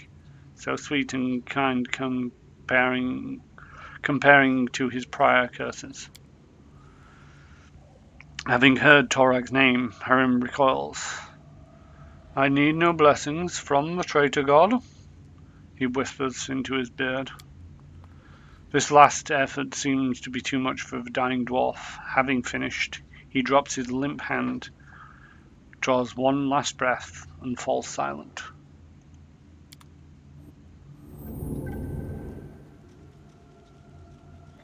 Oh, hello. We got the good hope. Instills a powerful hope on the subjects affected by +2 morale bonus to saving throws, attack rolls, ability checks, skill checks, and weapon damage rolls. There's more of that crunch for your Chiffon.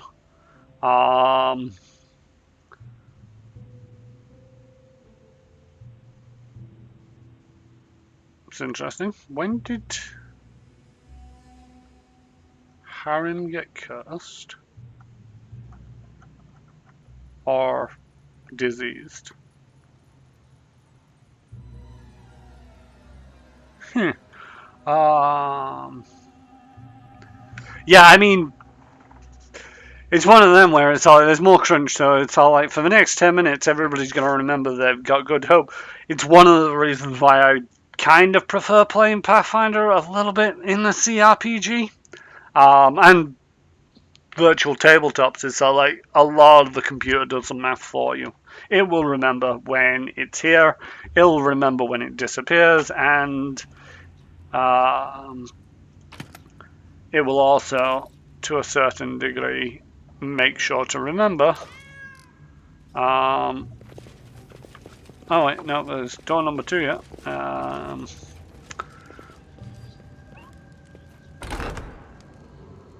If a computer does the math, I'm fine with the crunch as long as I don't need to do it. I mean, Interesting. I don't mind doing it if it's at a table. But I also play a little bit looser with the rules when it's like, maybe not everything gets remembered all of the time. Sometimes it's just good enough for a close enough. But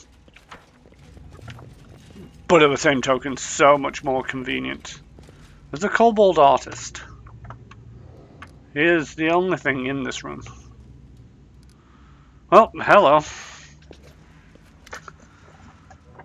An old kobold sits in front of the wall. His scales, snout, and especially hands are covered with something akin to a blend of tar and what seems to be rancid, mud-coloured filth. Occasionally the kobold plunges his hands into a clay pot nestled beside him, grabs a handful of paint, and slowly smears it on the wall. The unintelligible smears gradually resolve into a crude drawing of a huge kobold striking a heroic pose. There are many smaller figures surrounding him, but you can't tell who they might be. The kobold continues his strokes. He doesn't seem to have noticed you. Or perhaps he's just too lost in his work. Little Banksy. I mean, it's... I wouldn't exactly call that Banksy. What's this? Fine arts as performed by kobolds?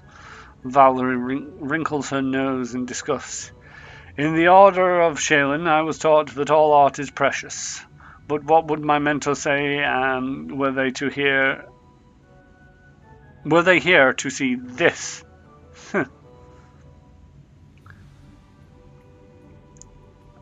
Let's watch him for a little bit. The kobold continues in a strange state. It seems to be somewhere between deep meditation and a trance. He raises his paint-smeared hands to the wall, makes a small, deliberate stroke, and then steps back to examine his creation as a whole. Back when I was a slave, I would sometimes see my masters behave like this. It seemed to happen after inhaling some kind of drug. The same slow movements, incoherent muttering, drooling. That sounds awful. Please accept my condolences and sympathy. There's no need for that. I actually liked those particular times. At least in that state, my masters weren't able to beat me. Hey, can you hear me? The kobold slowly turns to you. You can't read the expression on his snout, but he certainly doesn't seem pleased. Shizbarizar Kasadar Tartuk. The kobold points it towards his painting. Tartuk, he repeats before turning away. Can you tell me about Tartuk? The kobold seems... It seems the kobold has told you all he intended to. He shows no reaction from your further questions. How can I find Tartuk? Am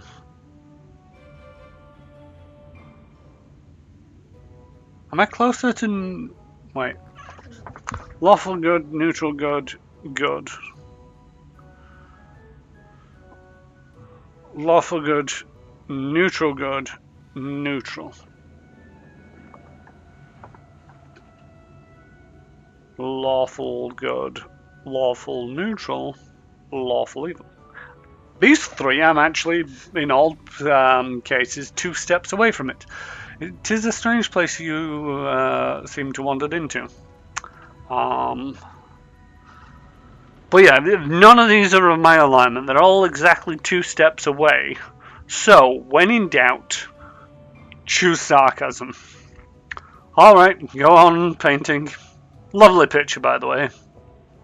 I hope that's supposed to be sarcastic.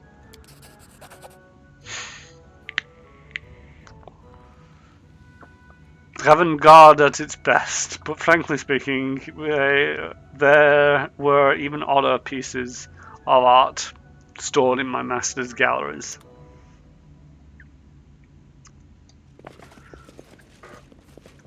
In due time.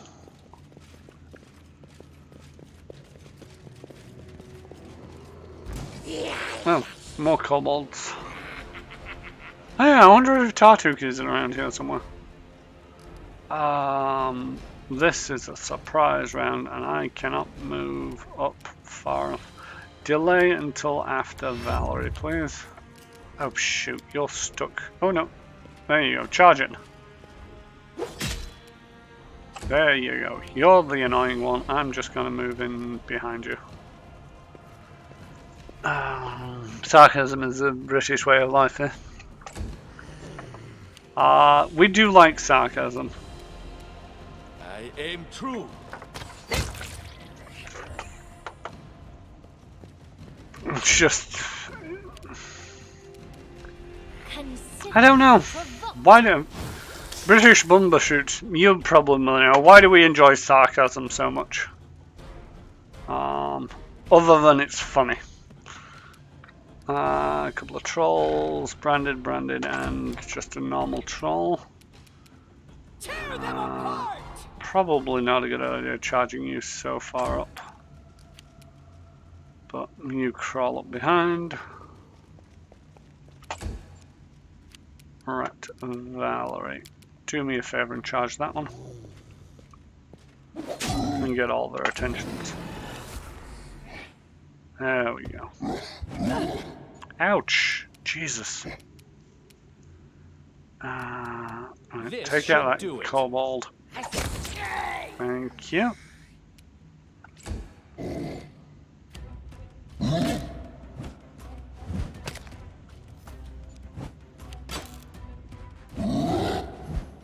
It's a hell of an attack bonus them guys have got.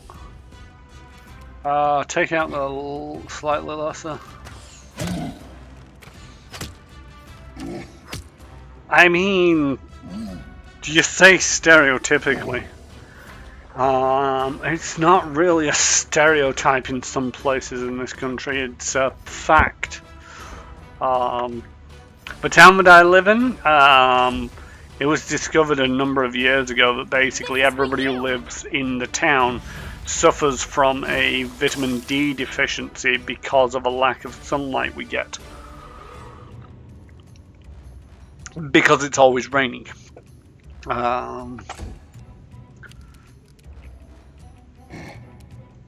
So, yeah, it's It's not just a stereotype, it's a way of life. I go down!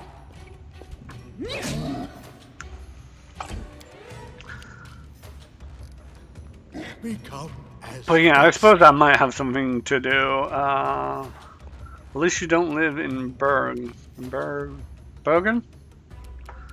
I'm Repent. going to be brutally honest, I have no idea where that is. Let's have a quick Google. Bergen. Maps.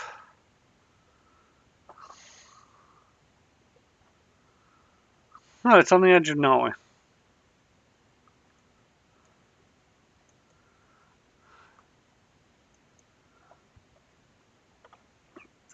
I mean, it's right on the edge of Norway. It's the rainiest place in Europe. I mean, Onwards! okay, I'll accept that. I'm guessing that's statistically the rainiest place in Europe.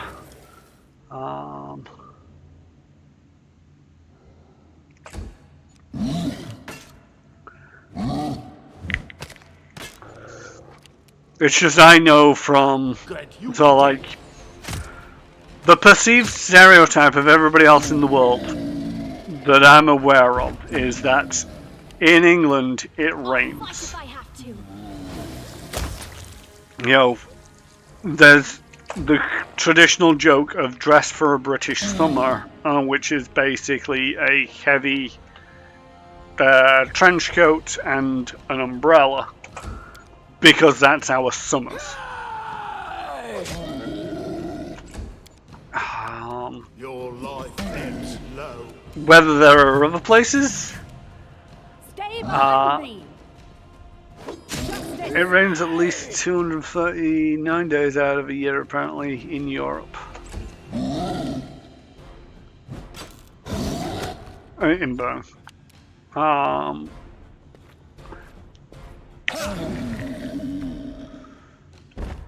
I'm guessing, yeah, it's also... See, this is one of the problems with any degree of statistics, is that... You can't stop me. that's a lot of days, but at the same token, it's like... A light drizzle is not great, but it's not the worst thing in the world. Also, a shower in the morning, but clears up for the afternoon. Again, not the worst thing in the world. There's treasure somewhere. I'm not sure where. I touched the other one of those. I'm still not entirely sure what that did. Unlocked. Ooh. Secrets. Trapped secrets. A trivial matter. A devourer of metal. Hello.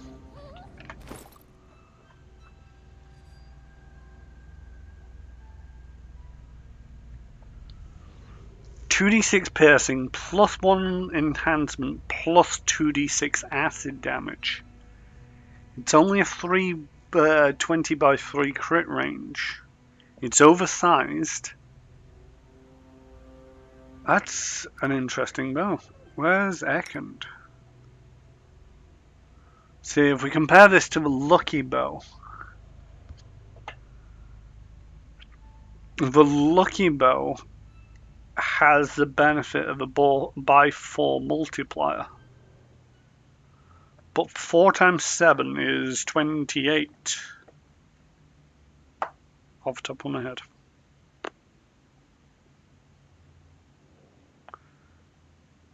Yeah, 28. Whereas this will only... minimum damage on this is 10. Which multiplied by 3 is 30. The critical hit of the other one tops out at 14. By 4 is, 60 minus 4.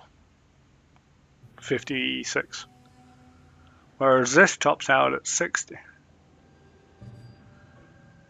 I think we have clumsiness imposed by the weight is a -2 to the attack rolls. I mean, it's definitely an alternative. So it's a 12-12-7 versus a 14-14-9. But that damage, though, even without a crit, it's higher. Potentially it doubled. And when it crits, it will consistently do higher. But the -2 to hit, though. The thing is, though, you know, he's got a +12 even with it.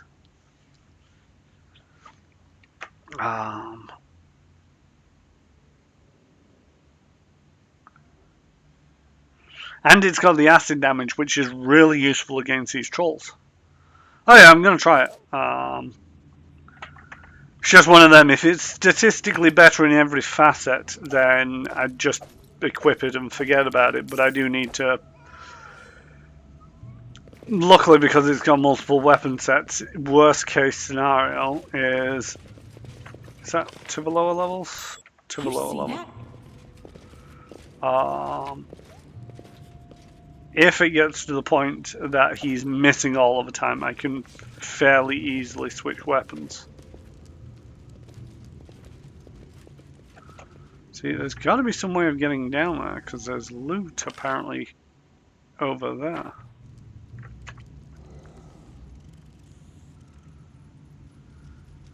Right, and what is this one? This one is the moon disk versus the sun disk. I'm going to leave the moon disk. If it's something I need to push later, I'll push it. Scale mail, padded armor. Yeah. Something on the ground? Are we talking about this? Because over here it's a sun disk, and over here it's a moon disk. Yeah, and the rock trolls are susceptible to daylight. I'm not entirely sure what these discs do, but I'm going to hazard a guess that the other one that's in the sun, this one makes it dark? Question mark? It could be that it lets in the moon, which is essentially the sun, depending on the time of day, but we'll see.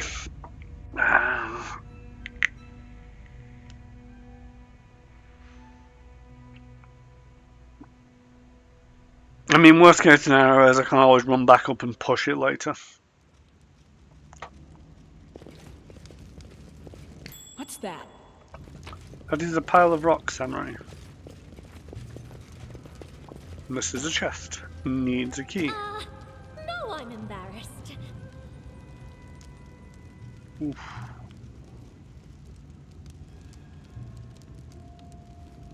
Oh.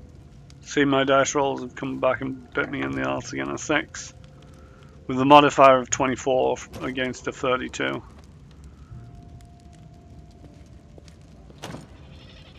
Needs a key.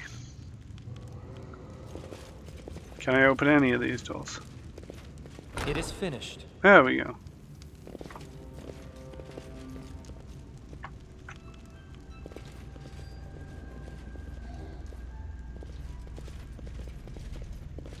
You see that?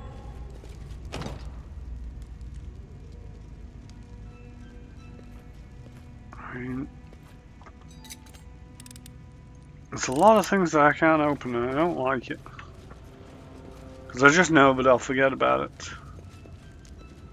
Right. I'm open to your orders. Surprise him. Running Yourself past you! exposed. Surprise! Oh, it's like, we're now in combat, but you're out of targets. Let's crawl forward a little bit. Oh, there's a couple of kobolds down there. That'll do.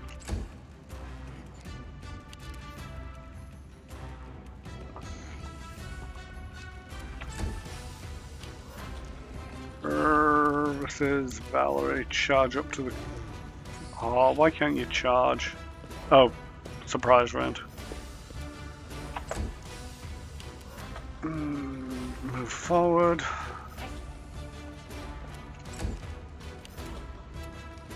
Consider me provoked. Supplies. Alley up.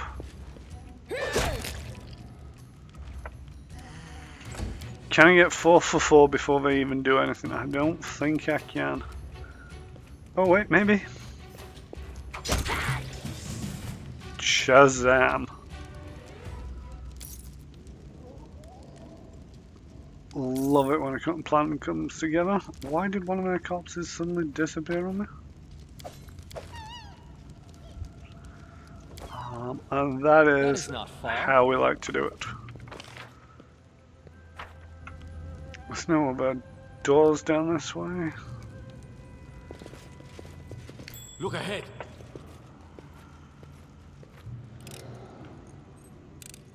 A trivial matter. Oh yeah, it's a very trivial matter. In due time. Turn the wheel. Another half hour to go. Alright, you have a good night, Shathan. Any interesting movie? Any movie that I'm likely to actually have heard of?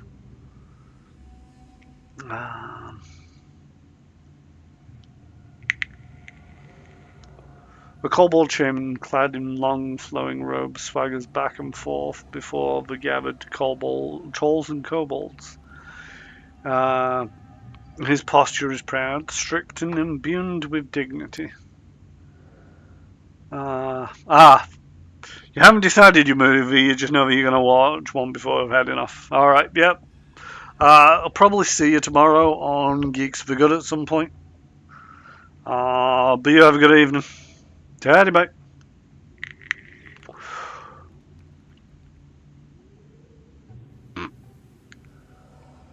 Watch V for Vendetta. British Bumbershoot, I've not seen that movie, so I can't really recommend it.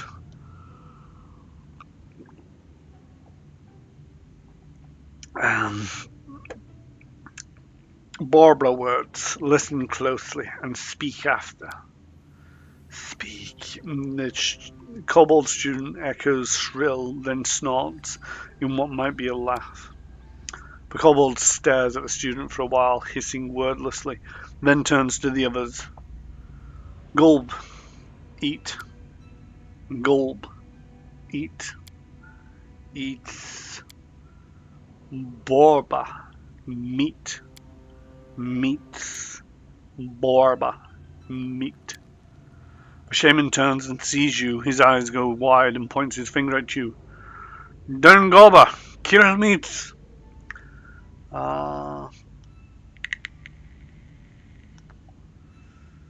Yeah, you see, I don't celebrate Bonfire Night. So, sure, why not?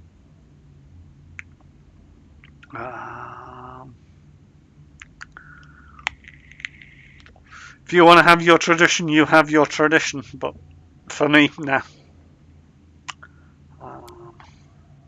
Kill meat. Dust you will go. Oh, that's not pleasant, because the dog ain't going to be able to get in there for a while. He has gotten bigger. Can you? Cannot Yeah. hide from me.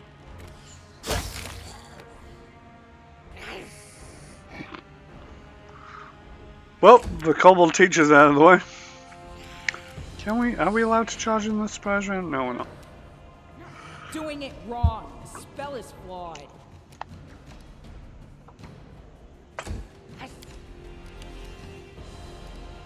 It's curious. There's stuff on the ground. This will Move hurt. in. Move in.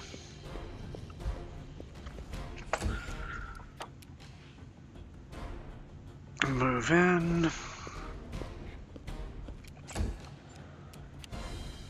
Move in.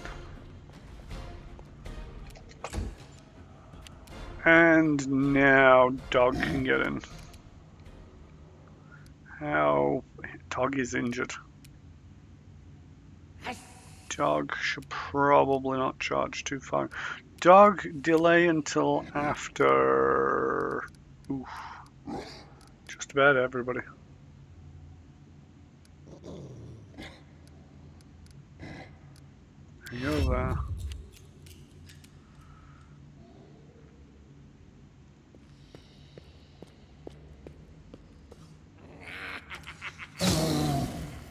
Nice. No, that was weird. One of the kobolds went nice, like it was listening to me and was repeating me like kobolds have a tendency to do. It's a little bit creepy. Possibly shouldn't have charged Valerie in the middle of them all, but she'll be fine, probably. Something died. Who's this? This is Chiron.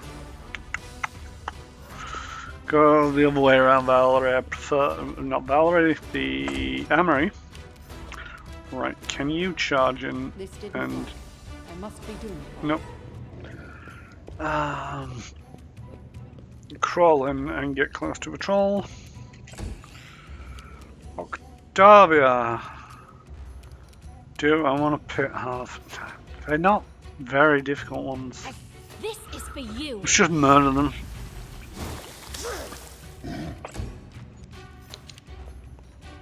Bum ba bum.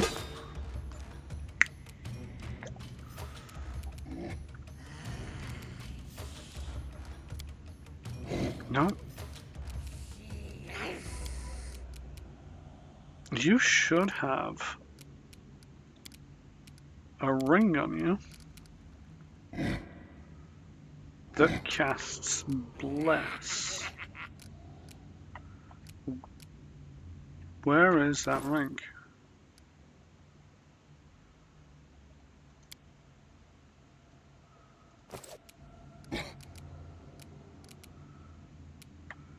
I don't think I'd used it today.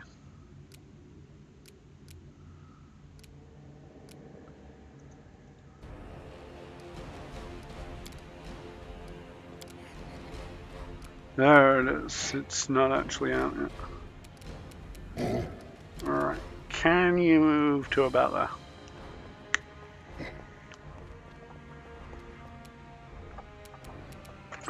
there? Next round you're gonna bless. Dog moving. Are those large creatures in the shadow or made of shadow? Which large creatures in the shadow?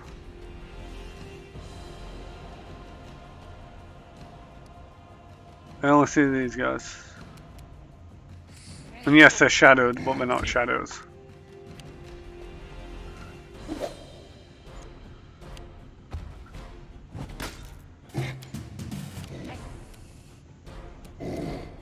Bum ba bum. Get rid of a troll.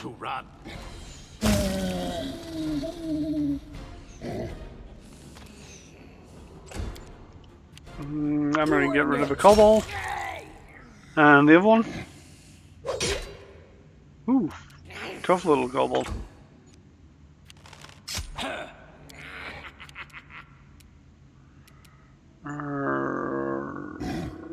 He's already had his turn. Let's get rid of that guy.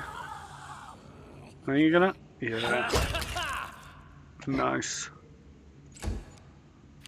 These multiple attacks around are really nice. Let us strike as one. No, a kobold. Oh, there he is. So, like, where's this other kobold? I'll fight if I have to. Oof. Yeah, you try doing that. I'm not even gonna bother blessing. A waste.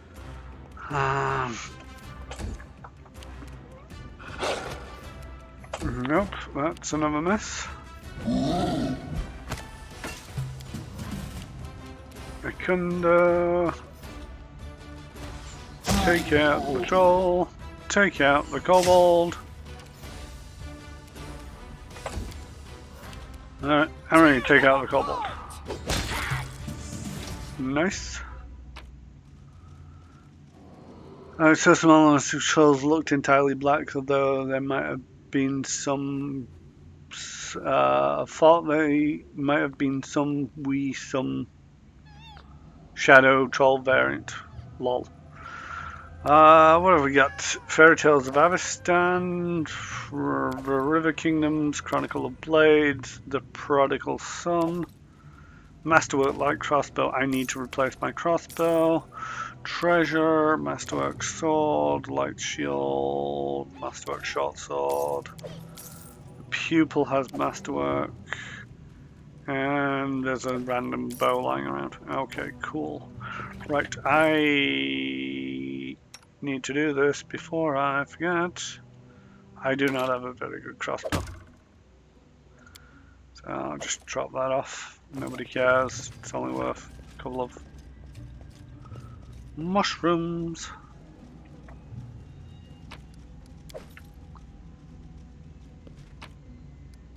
Oh, that's my treasure that I've just dropped. And what's this?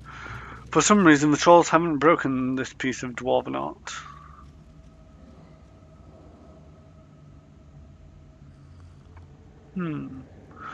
Curiouser and ooh, What's that? Curiouser. Helmet, which is a headband of inspired wisdom. I think the main wisdom requirement is this guy who's got the phylactery of positive channeling. So just going to leave it as a phylactery. All according to plan.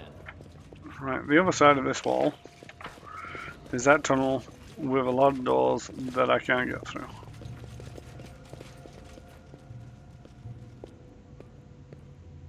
The trolls have not been kind to these strange statues. Their purpose remains unknown.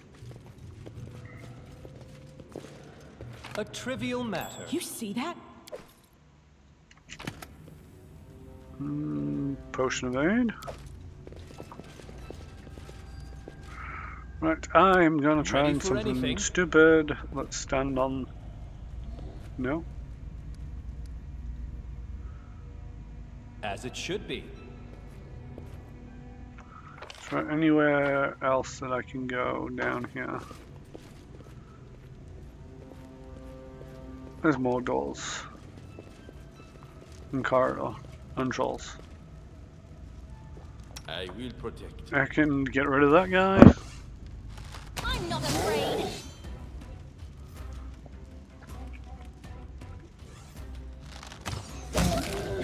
Thank you. But no, the trolls in shadow were just trolls in shadow. Alright, let's hide around this corner because I don't want to get murdered. Octavia over there. Valerie, forward center. Amory, wait there.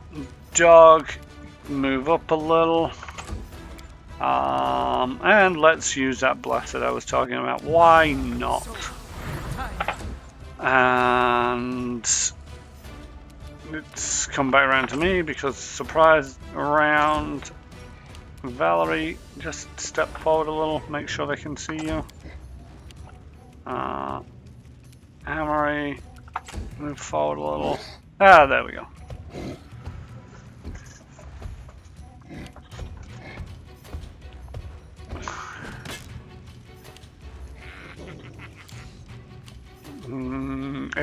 Ekundo, get rid of that troll first.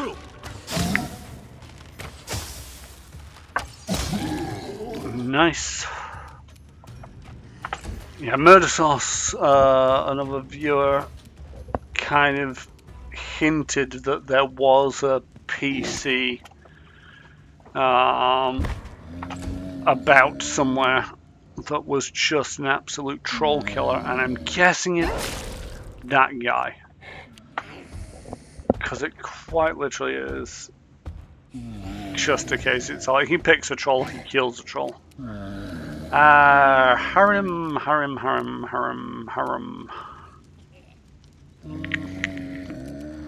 What's these? Cure moderates. No. Can we get Amory for a ball strength? Seems to be more stuff coming this way than I like to deal with. Now let's take out that branded troll. The dog. Ooh, critical sneak attack for 55 points of damage. Oh, no. Oh, shoot. Well, mistakes have been made. Valerie, move up and take out that troll. Amory, move up and take out that troll.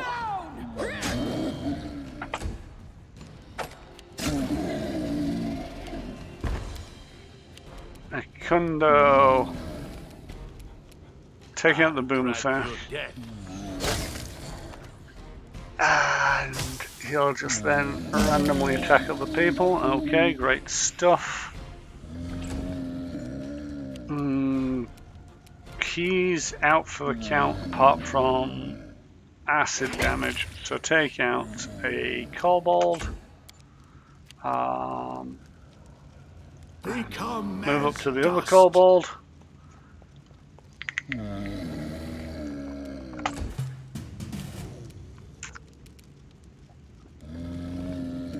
Can we charge this guy? Yeah, we can charge this guy. Why not? Octavia, now acid splash this troll. There we go, thank you. Mistakes have been rectified. Onwards! And minimal damage done to Stay behind me! my people.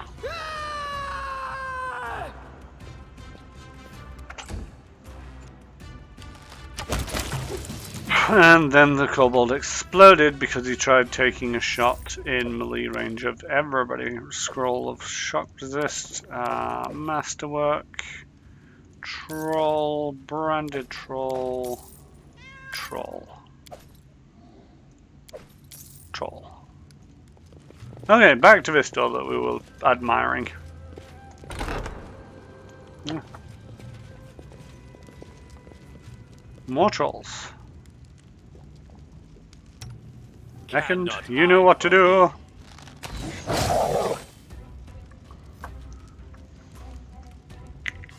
Murder that troll. Move forward. Why not? What's the worst that could happen? I mean, you're ahead of a tank, but seems to be only this little troll hound in here. Hey! Dog can actually move in. Bring it! Amory! Him! Repent! And back round to Ekund, who's just going to then kill the troll hound. Oh, we have mushrooms.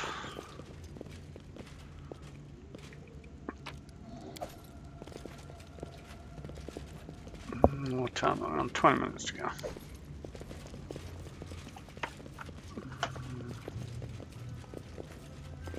It's kind of curious. Well, that seems to be expanding out a lot. I'm going to continue going around this way, just for the moment. Because I have a feeling that this is going to wrap around to the other side of the other half of the other upper dungeon.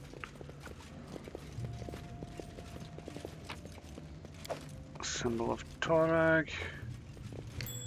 Giant spiders. Rotis, hide me from their sight. There's a trap in the middle there that I want to disarm before the spiders pounce. Greater giant spiders. Okay. So, we're just going to move Ekund up there. We're also going to have... I'm listening. Right, everybody very carefully move forward. I'm not sure if to do with the opening volley with Ekund or a... Let's go with the pit by Octavia. Yes. Enemy approaching. because surprise. And then we get a surprise round.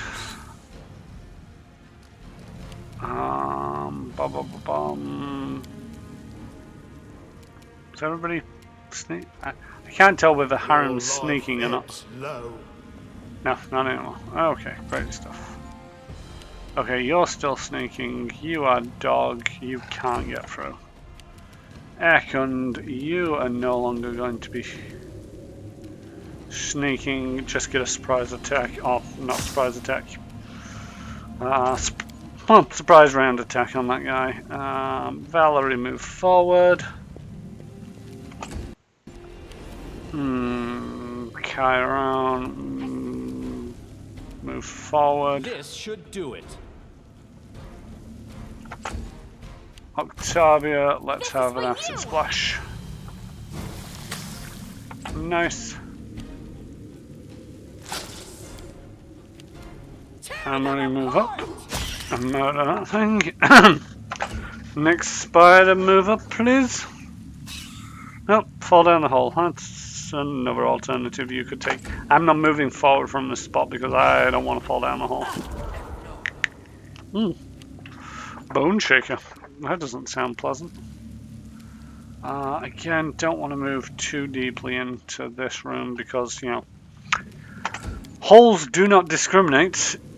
I aim true. It doesn't matter whether it's me or the enemy. If we get too close to the hole, we fall in the hole. Like so.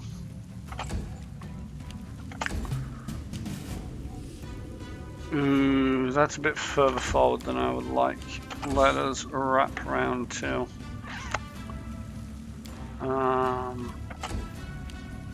Ekund for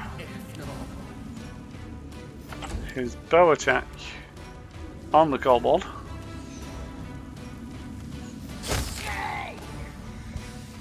And then we wait for the spiders to come back in a couple more rounds.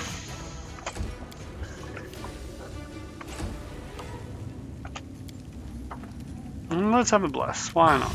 So, Kaya.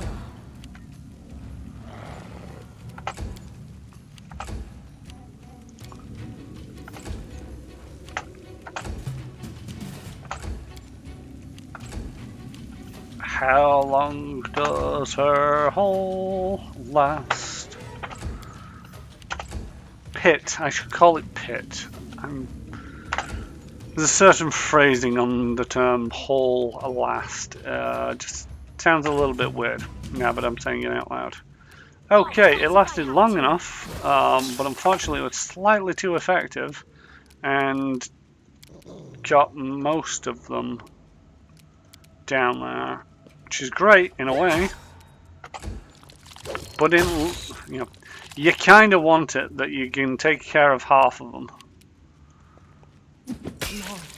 while the other half are in the hole, in the pit. And then when the pit wears off, you've only got half of them to deal with. Problem is, most of them went in the hole, pit. And now, most of them we've got to deal with. They're not actually as tough as I remember. I have leveled up since the last time I had to fight some greater giant vermin. Let us strike as one. But it's one of them where it's surprising how big of a difference a level makes. A calculated risk.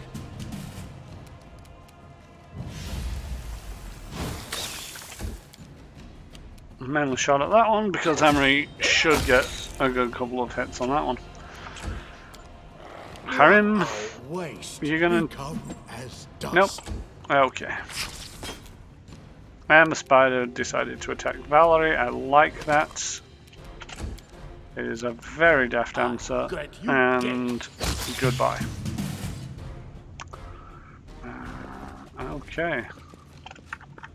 Nothing to loot down here, but there is the body of a kobold who has a silver dwarven key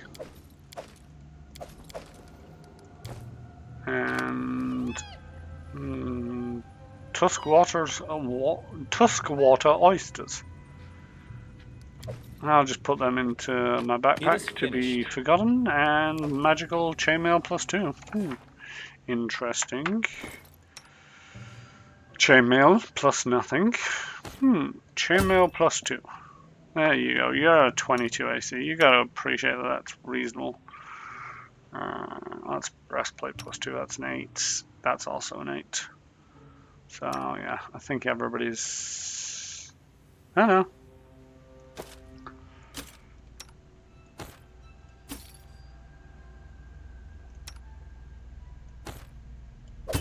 There we go. That looks better. Right, more keys for this wonderful, wonderful place.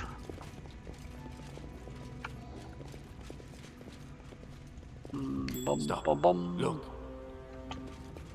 You'll take care of the trap. I'm now the master picklocker. Leveled up and gave Octavia the level in wizard. Gonna stop her in rogue simply because I feel it's wasting a little bit being rogue duties being split between the two of us. Kobold Sentinel, Kobold Shaman, Trolls don't appear to be unfriendly. Jason. You see a troll who looks familiar. He is the one who greeted you at the Lairs entrance. You believe his name was Jason? He and some of the other trolls are surrounded by a gang of kobolds. You notice Jason turns and bares his teeth. Borba already came. You like killing troll and kobold, Borba. Now Jason kill you. His muscles bulge under his thick pelt. His eyes are dark with anger. You brought me before your king, and you saw how it turned out. I wished to broker peace, but your king prepared for war. Oh no, I gotta go for the lawful good. You've killed many people, plundered many villages, and now you have to answer for your crimes. If Boba killed Boba, you punish him. You not kill his whole family.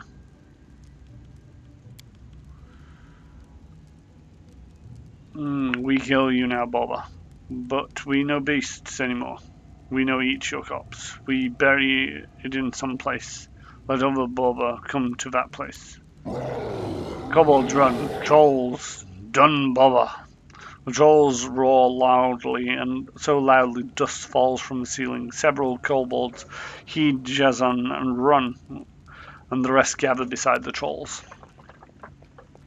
A wizened, withered kobold clad in a stained rug steps forward. Menza, Tartuk, menaces. Tartuk kobolds, peace. Menza, deaths. Well, now I regret creeping into the room first.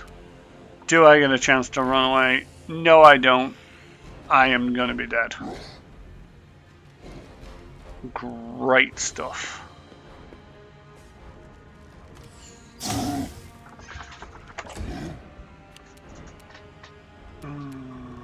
Right, I need to get bodies into this room so that other people will take some hits. Sorry, dog. Octavia, ooh. Can we get in range for a pit? That guy's already been hit, but let's get rid of Jason for a while. He made the reflex saving throw. Are you kidding me?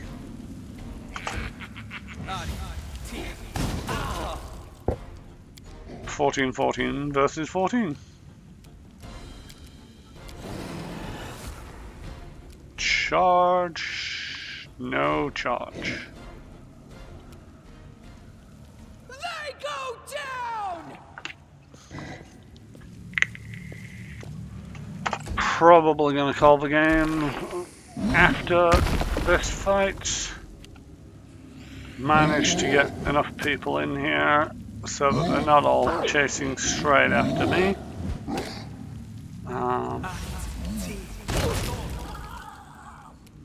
You missed and made a mistake. You paid with your life.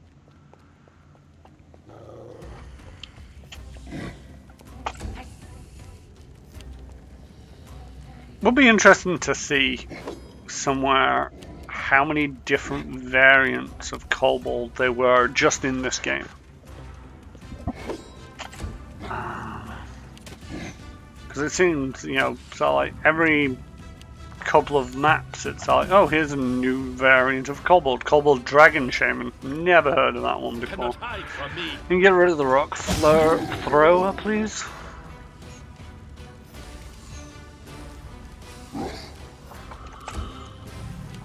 Right, dog.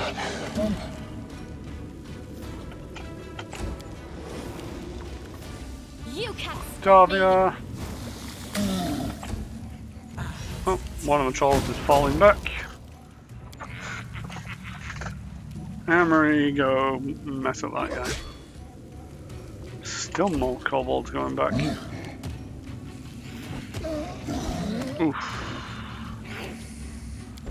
Dog is out for the count for the moment. This will hurt. Had him. Dragon Shaman. Oof. Terrible damage. I don't really want you going that side of it. Troll. Because that takes you a little bit too close to the pit, if you ask me.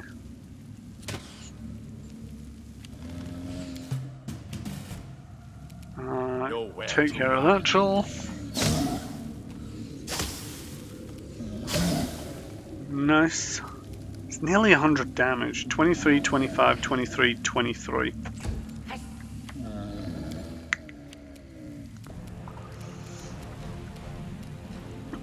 Octavia. Can we get rid of that dragon shaman?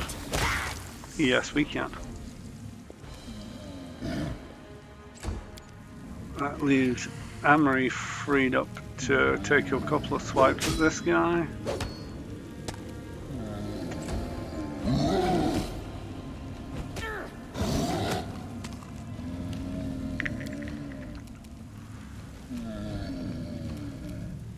Let's try this way. I have a feeling that's not your average kobold. Even though it just says that it's kobold. Do not falter. Can we finish this guy off? No, we can't. This guy is a tough troll.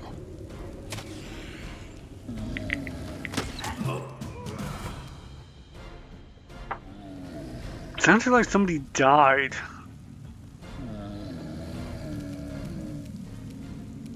I aim I true. mean, this should take care of the troll. And then another shot for a kobold. No? Damn it. I couldn't do it, you're too far back. Dog, you're out for the count. Take care of the archer. Or don't.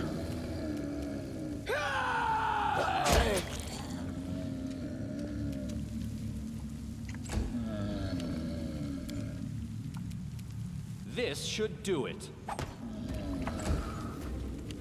This kobold archer leads the blessed life. Oh, wait, no, he doesn't anymore. Right, just stand in position until the pit wears off.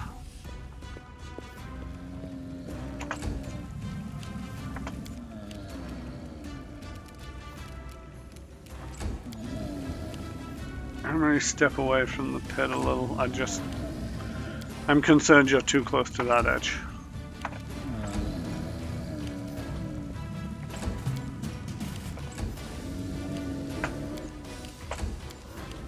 Oh, spell's over. Bring it. He's just a basic troll. A calculated risk. Move up and murder Yourself him. open. I can shoot the guy. And it is over. Scroll of invisibility, nice. Gold coins. Masterwork, masterwork. Hide armor +3, nice. Spark Shaman's got a belt of Dex. And that looks to be about it. Oh no, there's a couple more bodies over this way.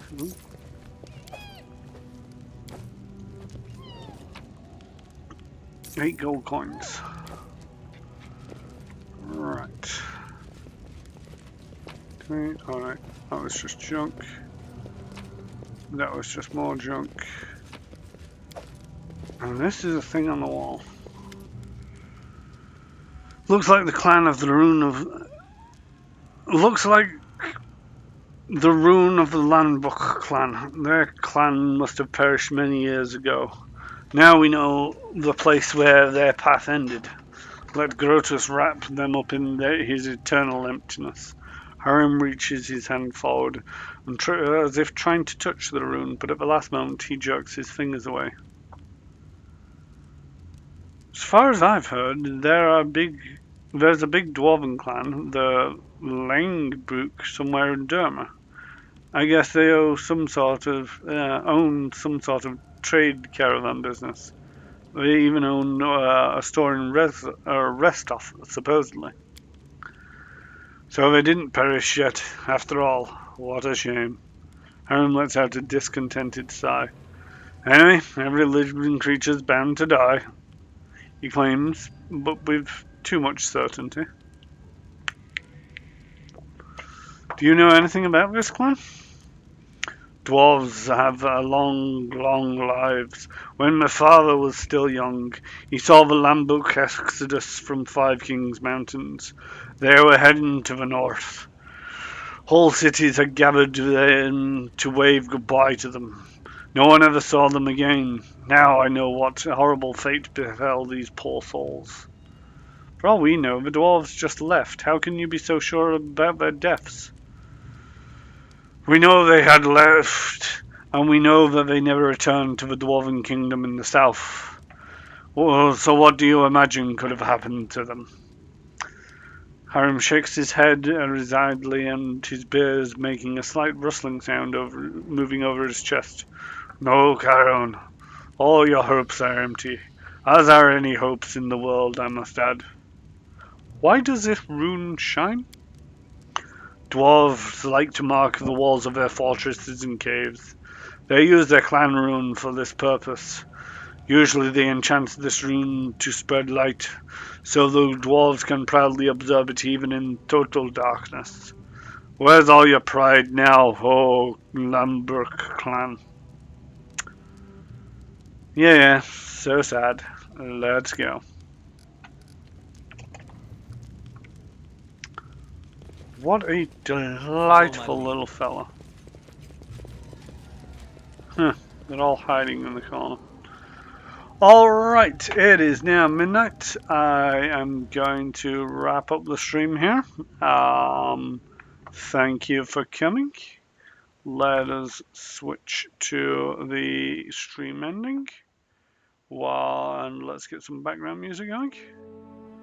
And let's make it quiet enough that you can still hear me.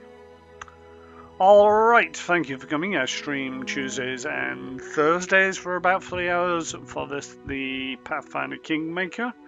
As is tradition, I am going to raid my friend Hearthsinger Games over on her channel, Hearthsinger Games. And they this evening will be playing Starfound. I do believe they're streaming. Yes, they are. They're streaming Starfound, which is a homebrew adventure set in the Starfinder universe with the Starfinder rule set. And I shall see you all next Tuesday. Ciao, bye.